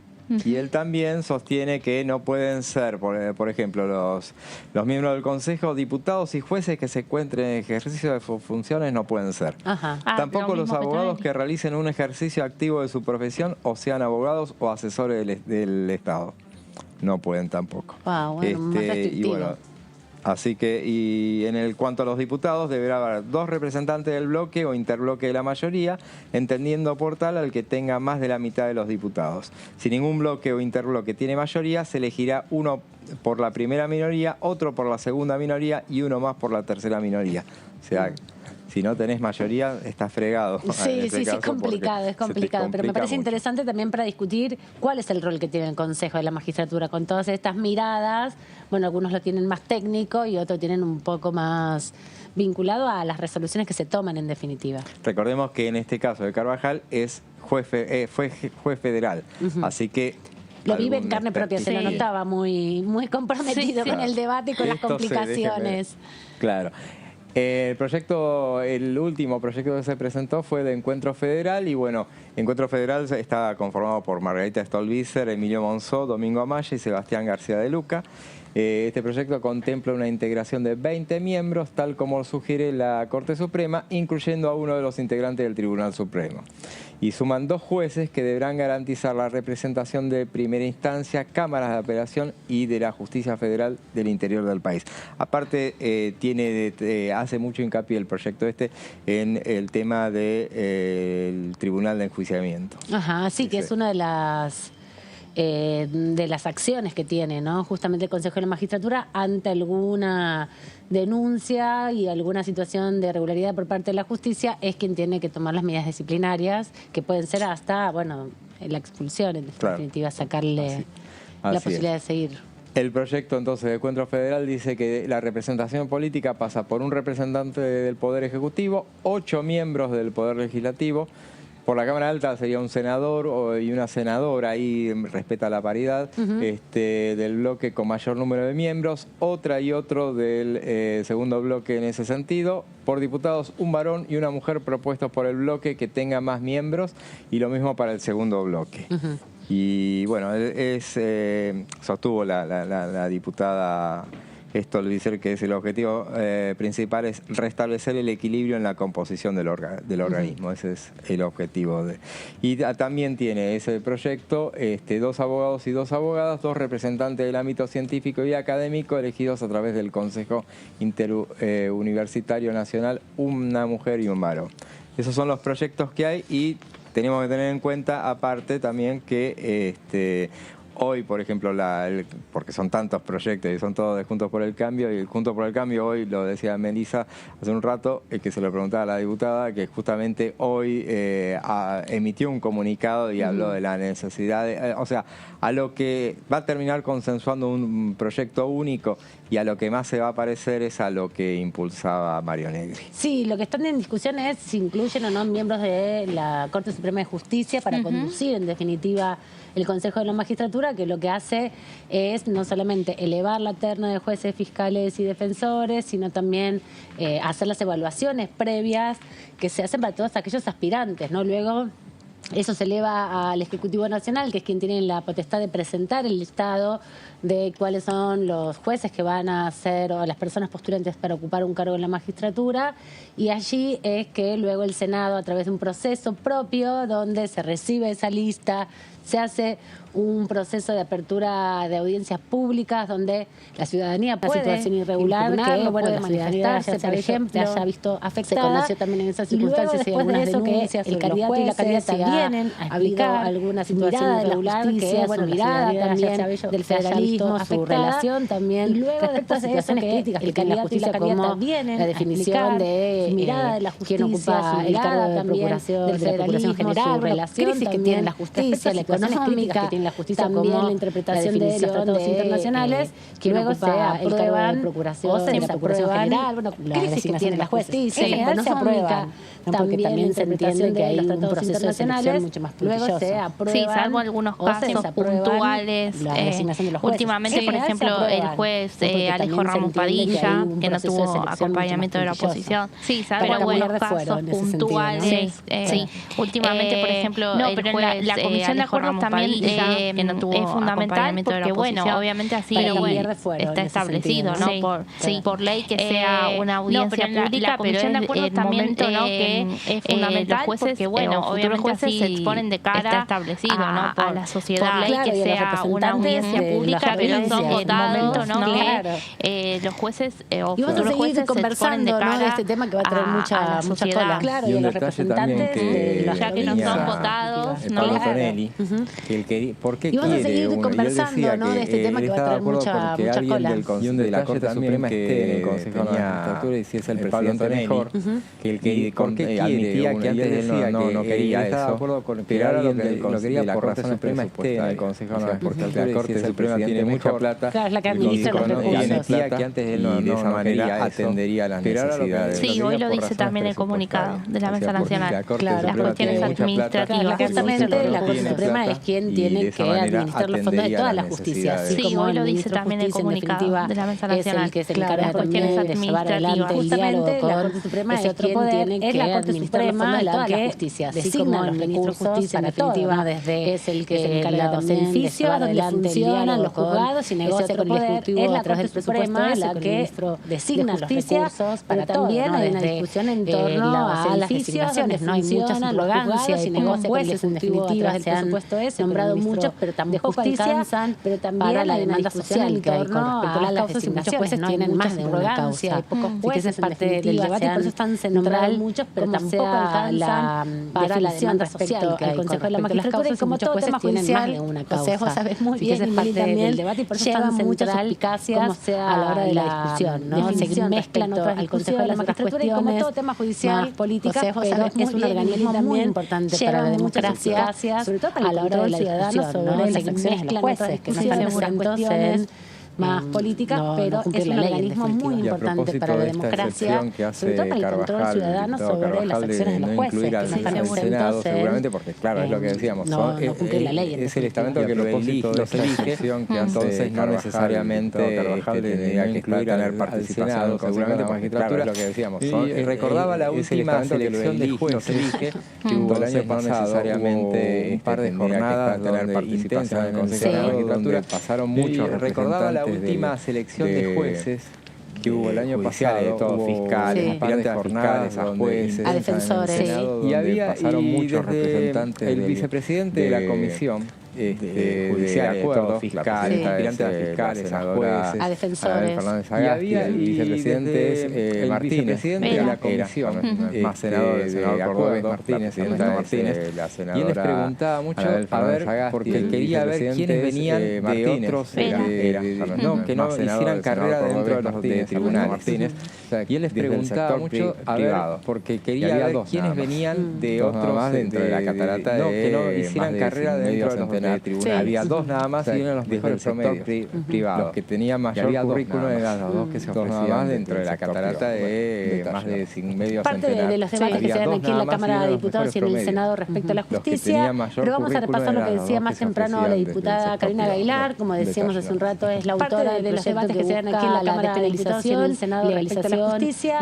pero vamos a repasar lo que decía más temprano la diputada Karina Gailar, como decíamos hace un rato, es la autora de su proyecto en un contexto donde la información estable es un poco mezclada. De consumo en este caso particular lo que estamos proponiendo es una modificación a la ley de drogas para dejar de criminalizar a los usuarios y consumidores, es decir, en este caso particular la sanción penal proponiendo que constituye una modificación a la ley de drogas para ya sea de cannabis o de criminalizar a los usuarios y consumidores, es decir, acorde a lo que dijo la Corte Suprema de Justicia de la Nación en el que constituye un delito. Además, lo que hacemos es modificar otros artículos de la ley acorde a lo que dijo la Corte Suprema de Justicia de la Nación en el cannabis, teniendo en cuenta, además, comprendiendo su dimensión medicinal, modificar otros artículos de la ley legalizar, darle un estatus jurídico cuando sea el cannabis, no solo para uso medicinal, sino comprendiendo su dimensión medicinal, paliativo, terapéutica, establecemos un número de plantas, establecemos una cantidad de gramos para el consumo no solo para uso medicinal, de manera de que no haya un accionar arbitrario por parte de las fuerzas de seguridad y se termine castigando o establecemos una cantidad de gramos para el consumo personal, de manera de que no haya un accionar arbitrario por parte de las fuerzas de seguridad y se termine castigando un enfoque o una mirada al consumidor donde prevalezca la salud, garantizando entendemos que es la salud de los usuarios y consumidores por sobre el enfoque la nueva ley, un enfoque o una mirada. Vamos a ver cómo se va desarrollando este debate. No es tan extraordinario el tema sobre la legalización y despenalización del consumo personal de estupefacientes, porque lo presentó la diputada Gailar desarrollando este debate. No es tan extraordinaria esta semana que concluyó. Lo que sí es tan extraordinaria del consumo personal de estupefacientes, años de reclamo de aquellas personas que conviven con el HIV, esta semana que proyecto de ley para actualizar la ley vigente de la década de los 90 sobre atención integral a aquellas personas que conviven con el HIV y también un proyecto de ley para actualizar la ley vigente de la década de los 90 sexual. Pero es un proyecto que aquellas personas trabajándose hace mucho tiempo, más de 20 años, y trajo una síntesis con otras placas para que comprendamos cuál es el alcance sexual. Pero es un proyecto que sí, bueno, Amanda, otro proyecto en el que también trabajó la diputada Carolina Gailar, si bien ella presentó el proyecto obviamente formalmente aquí en la Cámara de Diputados, lo vienen trabajando distintas organizaciones que, bueno, obviamente se dedican a la lucha contra el SIDA, obviamente formalmente aquí en la Cámara de Diputados lo vienen trabajando una nueva distintas organizaciones que, bueno, obviamente se dedican a la lucha contra derechos humanos. Si bien la ley que se votó en la década de los 90 fue de avanzada para su momento, que, bueno, tenía una mirada más biologicista, ¿no? De derechos humanos. Si bien la ley que se votó en la década de los 90 fue de avanzada para su momento, claro, y bueno, tenía una mirada más con la evolución de las investigaciones y de, bueno, y de todo lo que se fue haciendo para poder combatir también esta enfermedad. Bueno, el proyecto forma parte de las sesiones extraordinarias porque también es otro proyecto que el año pasado ya también había tenido esta enfermedad en las comisiones. Bueno, el proyecto forma parte había pasado por la Comisión de Salud y de Presupuesto. También es otro proyecto lo que hace la iniciativa primeramente es derogar la actual ley 23.798 que declaró de interés nacional la lucha contra el SIDA y fue sancionada en el año 1990. La iniciativa primeramente es derogar la actual ley 23.798 que declaró de interés nacional la lucha contra el SIDA y fue sancionada en el año 1990. Principalmente lo que apuntaba en ese momento era garantizar el acceso a la salud. Los primeros países argentinos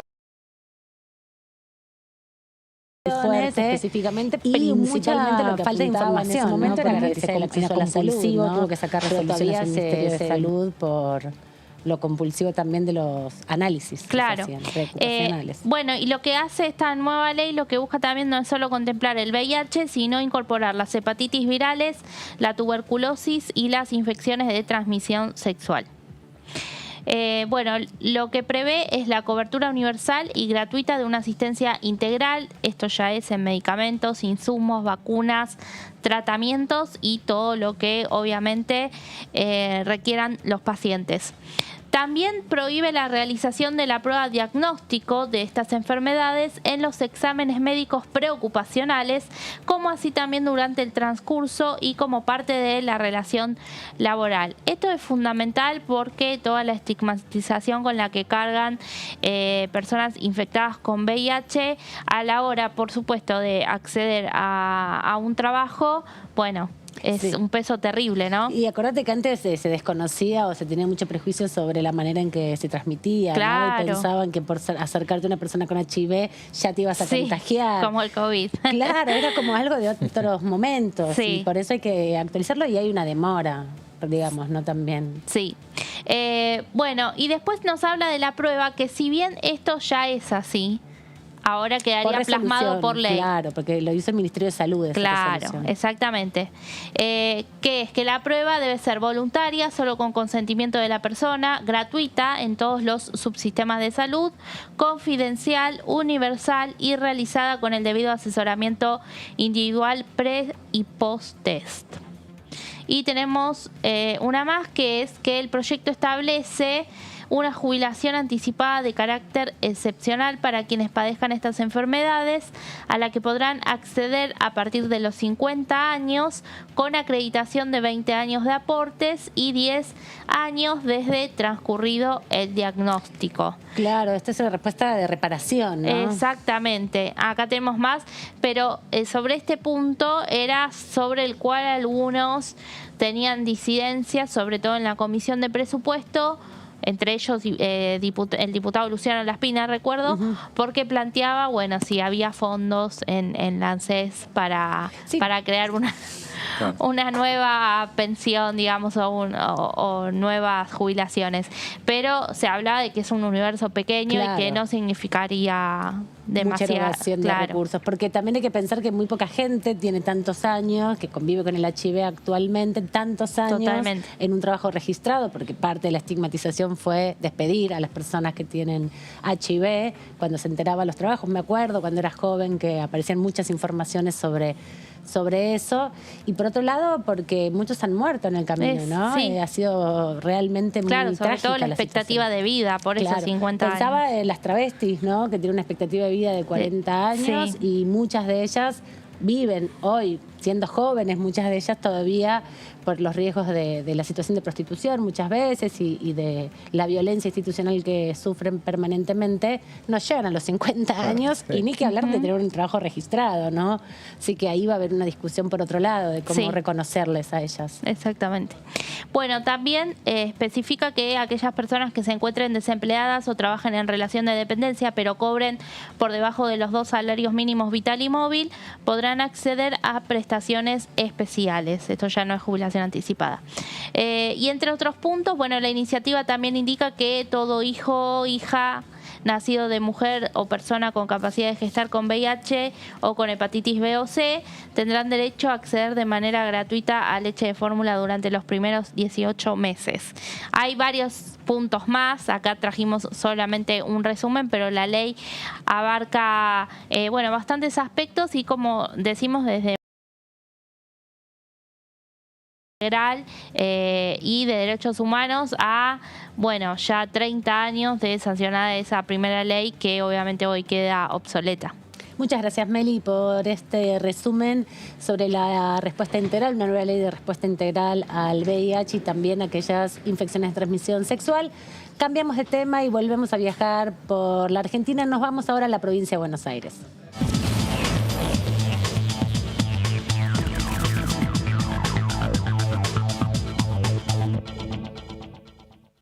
Nos recibe del otro lado el diputado Acef del Interbloque Juntos por el Cambio por la provincia de Buenos Aires, un dirigente histórico que hace muchos años está aquí en el Congreso de la Nación en distintas oportunidades.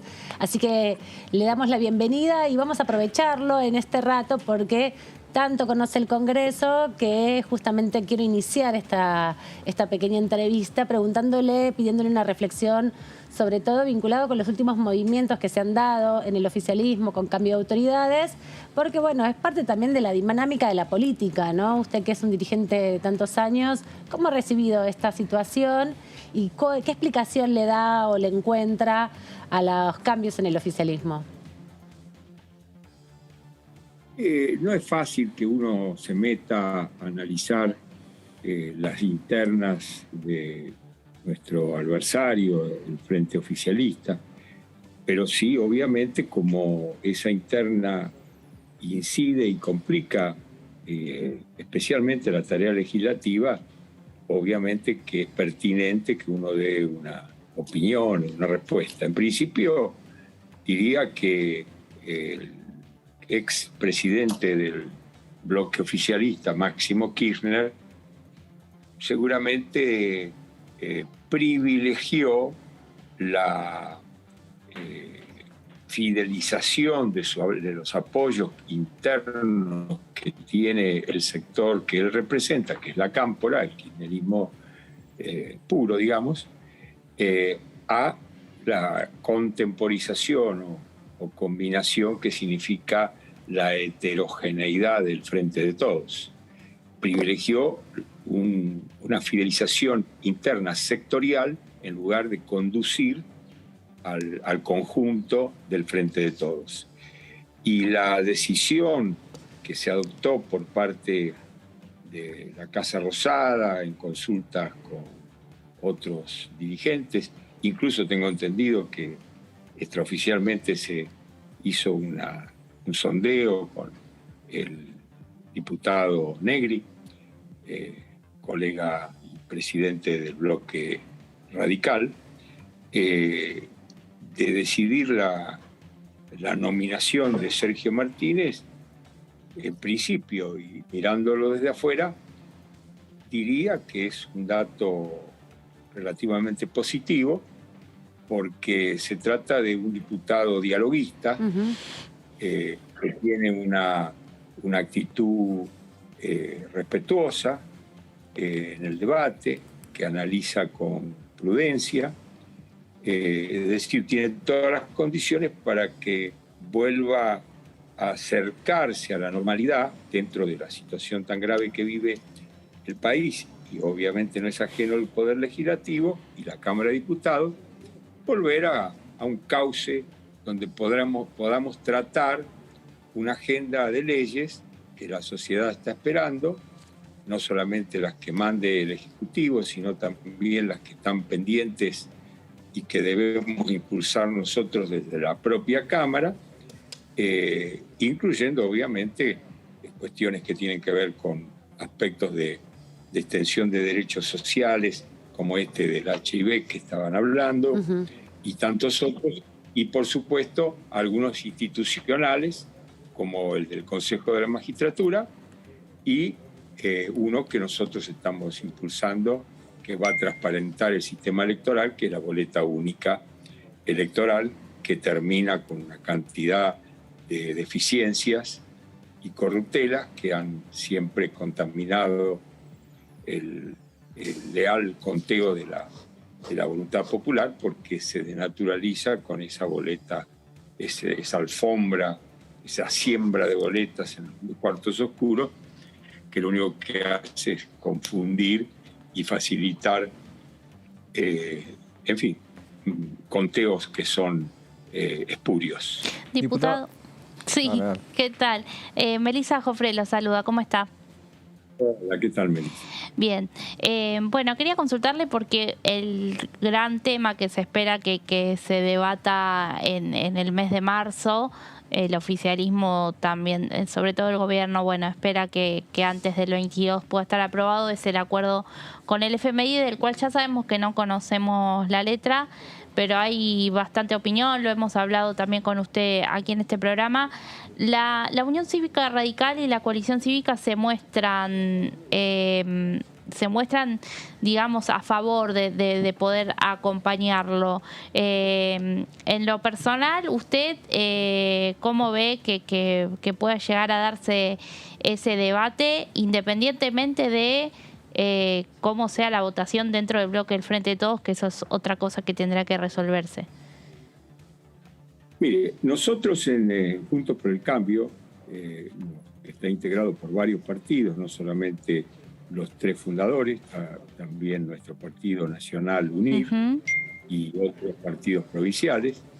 Entendemos que uno de los basamentos, uno de los fuertes, de las fortalezas que tiene esta coalición es ofrecerle al país algunas certidumbres en un marco precisamente de muchas incertezas que está viviendo la Argentina. Por lo tanto, tenemos que ser muchísimo más responsables que lo que normalmente puede ser una oposición política que, especulando legítimamente en la búsqueda de apoyo popular y ciudadano, de alguna forma especula con que al gobierno de turno no le vaya tan bien, por no decir que le vaya mal, porque eso le podría, potencialmente asegurar el acceso al gobierno en el siguiente turno, es decir, en 2023. Para mí y para la mayoría de los diputados del Frente de Todos con los que uno ha conversado a través del chat y otras formas de diálogo, incluso presenciales, debemos anteponer nuestra responsabilidad institucional a cualquier especulación. En ese sentido, la Argentina necesita un acuerdo con el fondo. Por supuesto, hay mejores acuerdos que el que aparentemente se va a celebrar, pero necesita un acuerdo porque no puede caer en default. Caer en default sería gravísimo para el pueblo argentino, empezando por el pueblo más vulnerable y más marginal de nuestra sociedad. Entonces, en ese contexto, si bien nosotros no conocemos, como bien dijiste, Melissa, los detalles, en principio somos propicios y propensos a que el acuerdo sea validado por el Congreso y por ende por nuestra Cámara de Diputados. Con una sola aclaración que no deja de ser menor. Yo y la mayoría de nosotros, por no decir todos, no vamos a aprobar ningún aumento de impuestos. Sí hay que racionalizar el gasto, sí hay que tener responsabilidad fiscal, pero no aumentando los ingresos por la vía tributaria, sino racionalizando el gasto, bajando el gasto superficial que se puede bajar y aumentando la recaudación sin aumentar impuestos a partir de la reactivación genuina de la actividad económica. Impuestos, diputado, impuestos no es lo mismo que servicios, ¿no? Digo, porque... ¿Cómo? Impuestos no es lo mismo que servicios, ¿no? Porque las tarifas no son impuestos, son servicios. Impuestos son impuestos. Impuestos son impuestos. El que confunde servicio con impuestos, evidentemente, mete en la misma bolsa lo que tiene que pagar por una vía o por la otra. No. Los impuestos son los impuestos, las ganancias, bienes personales, IVA, etc. Perfecto. Y toda la parafernalia tributaria que hay. Ahora, los servicios hay que tratar de pagar lo más aproximadamente posible a su costo, con un plus que permita inversiones que deben realizarse para mejorar el servicio, pero claro, hay que buscar cómo segmentar, no tampoco groseramente decir, toda la parte que me vota en contra, a esa toda le voy a aumentar los servicios. Y toda la gente que me vota a favor, pero el voto es secreto, no se sabe quién vota quién. Acá mi compañero le quiere comentar algo. Pero lo hacen por barrios. Pero el voto es secreto, pero ¿sabes qué? Cuando vos haces el mapa electoral, tenés dónde está el mapa, donde perdiste la elección y dónde la ganaste. Donde la perdiste, te aumentan los servicios, donde la ganaste, no te tocan el servicio. Yo no estoy diciendo que no haya que buscar una segmentación que tenga que ver con que quien puede pagar algo más, pague, y quien no puede pagar hay que seguir subvencionando. No se le corte. Pero si vamos a los montos de una cifra descomunal de subsidios, resulta que lo único que se ahorraría mediante lo que se ha anunciado son 200 millones de pesos, ni el 1% de los subsidios. Es decir, que parecería que no se está, ahí viene un punto, no se está tomando en serio que hay que aprovechar la crisis que vive la Argentina, que nadie la niega. No hay un solo argentino que niegue que hay crisis. Y la crisis la podemos aprovechar porque es una oportunidad para hacer algunas reformas en serio. Y eso, entre esas reformas en serio está cómo reducir los subsidios, porque los subsidios son una distorsión. Y lo gratuito o la baja tarifa no es que no la paga nadie, la pagamos por varias modalidades y por varias vías. Entre otras, la emisión monetaria para poder pagar los subsidios, que a su vez deteriora el valor de la moneda y a su vez genera inflación como una de las causas. Es decir, hay una serie de problemas muy graves que evidentemente este acuerdo que se ha anunciado, que es necesario, no termina de abordar a fondo, con el fondo. Y al no terminar de abordar a fondo con el fondo, estamos postergando los problemas, pero no empezando a solucionar. Y a mí me parece que ahí está la clave del gran defecto de este acuerdo, si se da, parece que va a ser así, tan leve, tan suave, como para ir tirando hasta el año 23. Diputado, y bueno, eso no es bueno. Pero peor sería no tener acuerdo. Eso también hay que Diputado, José Di Mauro lo saluda. ¿Cómo le va? ¿Cómo le va? Usted hace referencia a los subsidios, la quita de subsidios, y eso remite obviamente al aumento de tarifas. Y el propio expresidente Macri reconoce que él dice, perdimos las elecciones por aumentar las tarifas. Lo reconoce. O sea, ¿cómo se puede manejar ese tema a partir de esa experiencia de gobierno, con la posibilidad de volver al gobierno? ¿Cómo hacen para sincerarlo? Porque nuevamente, en todo caso, pueden haberse atrasado bastante las tarifas. ¿Cómo volverían a hacer en caso de tener la oportunidad? Es una buena pregunta. Quizás ahí está una de las claves de cómo lograr el respaldo del pueblo mayoritario sin postergar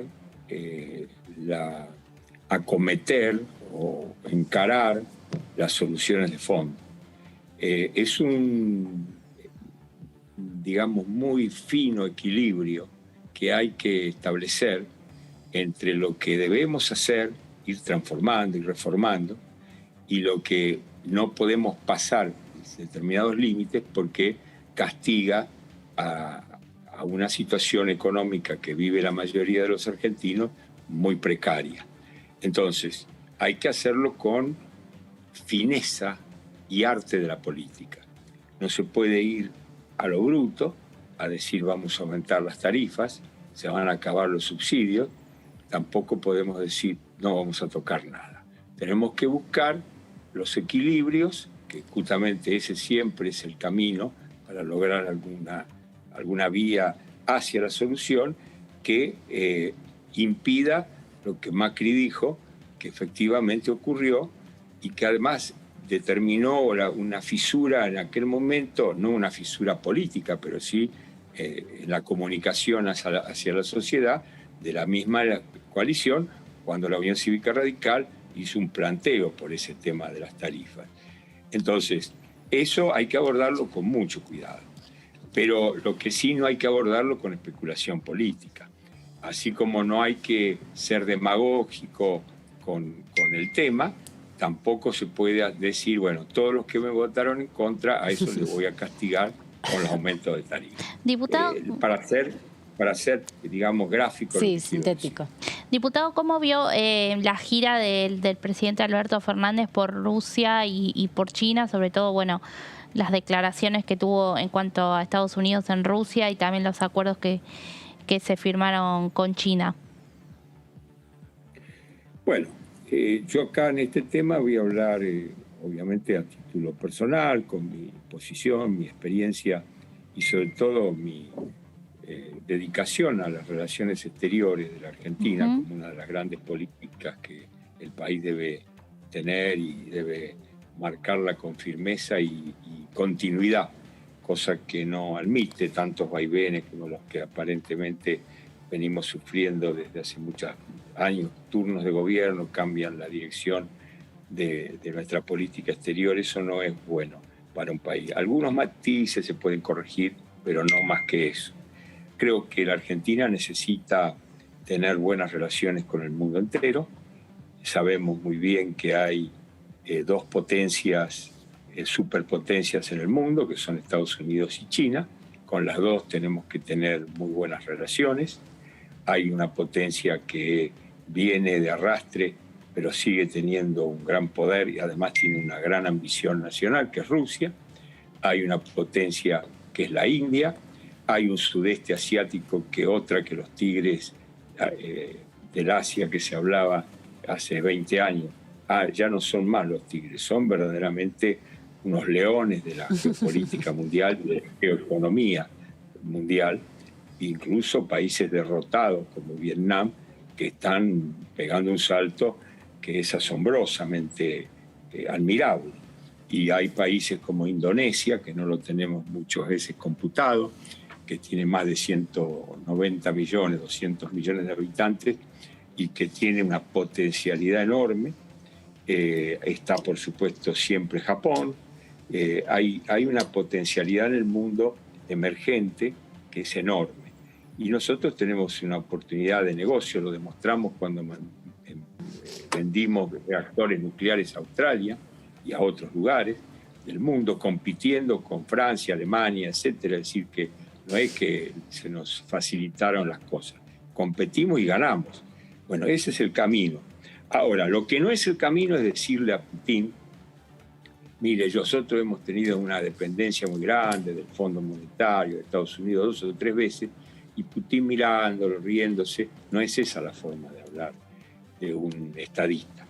Un estadista no habla de otro país, de un tercer país, sino habla de las relaciones del país que representa, de la región en todo caso a la que pertenecemos y del país anfitrión, y busca los equilibrios que naturalmente están en la idea flotando, tanto de Putin como nuestra y de todo el mundo, y que eso acepta Washington y acepta cualquiera, porque sabe que la política internacional no es un juego de niños donde tomamos digamos, partido por uno u otro. Pero eso sí, no hay, y con esto termino. Estados Unidos está en el hemisferio occidental al que pertenecemos nosotros geográficamente y culturalmente. Por lo tanto, no podemos nunca desconocer que hay una esfera a la que pertenecemos que debemos respetar por un mandato de la geografía y de la historia y de la cultura. Eso no quiere decir que no haya que ir buscando, como lo hemos logrado, mejores relaciones con otros países del mundo, pero tampoco creer que nos van a ayudar generosamente por nada más que alguna expresión voluntarista nuestra. Fíjese que tanto Rusia como China dijeron, primero arreglen con el fondo y después conversamos. Quiero apelar a su síntesis para preguntarle también en ese sentido, en términos económicos. Digo, usted lo hizo en análisis político, y en términos económicos, ¿la gira tiene una implicancia para Argentina? Ojalá que haya alguna transferencia de DEX, es decir, derechos especiales de giro que recibieron los chinos como nosotros, pero ellos recibieron una abultada cifra. A lo mejor nos pueden ayudar con esos DEX, que son los suplementos que el fondo les giró a China, que nos dé un crédito, que nos amplíe el crédito en yuanes, que nosotros podríamos utilizar no solamente en el comercio bilateral, sino también para fortalecer nuestras reservas. Ojalá que las represas de Santa Cruz, si es que se termina de hacer el impacto ambiental y se pueden llevar adelante, se ejecuten, que haya una obra de transporte, que ese tren de Vaca Muerta a Bahía Blanca se construya con tecnología nuestra, transferida, es decir, tecnología china, pero con transferencia de tecnología, que haya inversiones. Usted sabe que nosotros en el Frente Juntos por el Cambio, con esto... Sí, por favor, le pido síntesis. Palabra final. Sí. Simplemente, nosotros somos amigos de los grandes negocios, pero enemigos de los negociados. Entonces, si con China y con Rusia podemos hacer buenos negocios como con otros países del mundo, yo aplaudo a Ramiano. Ahora, negociados no. Y sobre todo, relatos tampoco. Bueno, diputado, perdón que lo corte en esta síntesis que estaba haciendo, le pido disculpas, pero bueno, tenemos que apelar también al final del programa, agradecerle estos minutos. Lo vamos a volver a convocar, seguramente siempre tiene el agrado de atendernos, así que le agradecemos nuevamente y nos vemos prontamente. Buenas noches y gracias. Hasta luego. Bueno, los diputados por lo menos saben que hay una chicharra un tiempo, eso lo incorporaron, tienen su capacidad también de síntesis. A veces es difícil porque son muchos los temas, es complejo, ¿no? Hoy había emitido un comunicado bastante tranqui, el diputado justamente decía, Argentina es un santuario para los narcos. O sea, nos quedó ese tema pendiente. Meli, nos vemos en otro momento. Hasta la próxima. Hasta la próxima, José. Un gusto. Gracias por compartir este rato y a ustedes también. Muchas gracias por estar ahí en Diputados TV. Nos quedamos con la continuidad informativa de la Cámara de Diputados.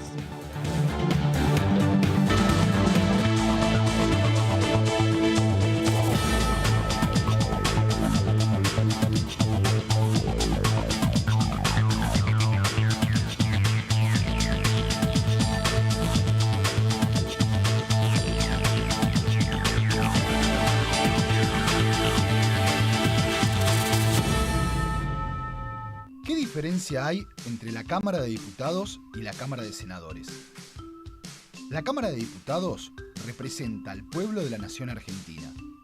Esto significa que las provincias más grandes y con mayor cantidad de habitantes tienen muchos más diputados que las provincias más pequeñas. La manera de establecer las cantidades es proporcional. La Cámara de Senadores representa a las provincias. Cada provincia envía 3 senadores al Congreso Nacional. El total de senadores es 72, dado que las provincias argentinas son 24. Este es un número fijo. Por ejemplo, la provincia de Buenos Aires cuenta con 70 diputados nacionales y la provincia de Tierra del Fuego con 5. Pero tanto la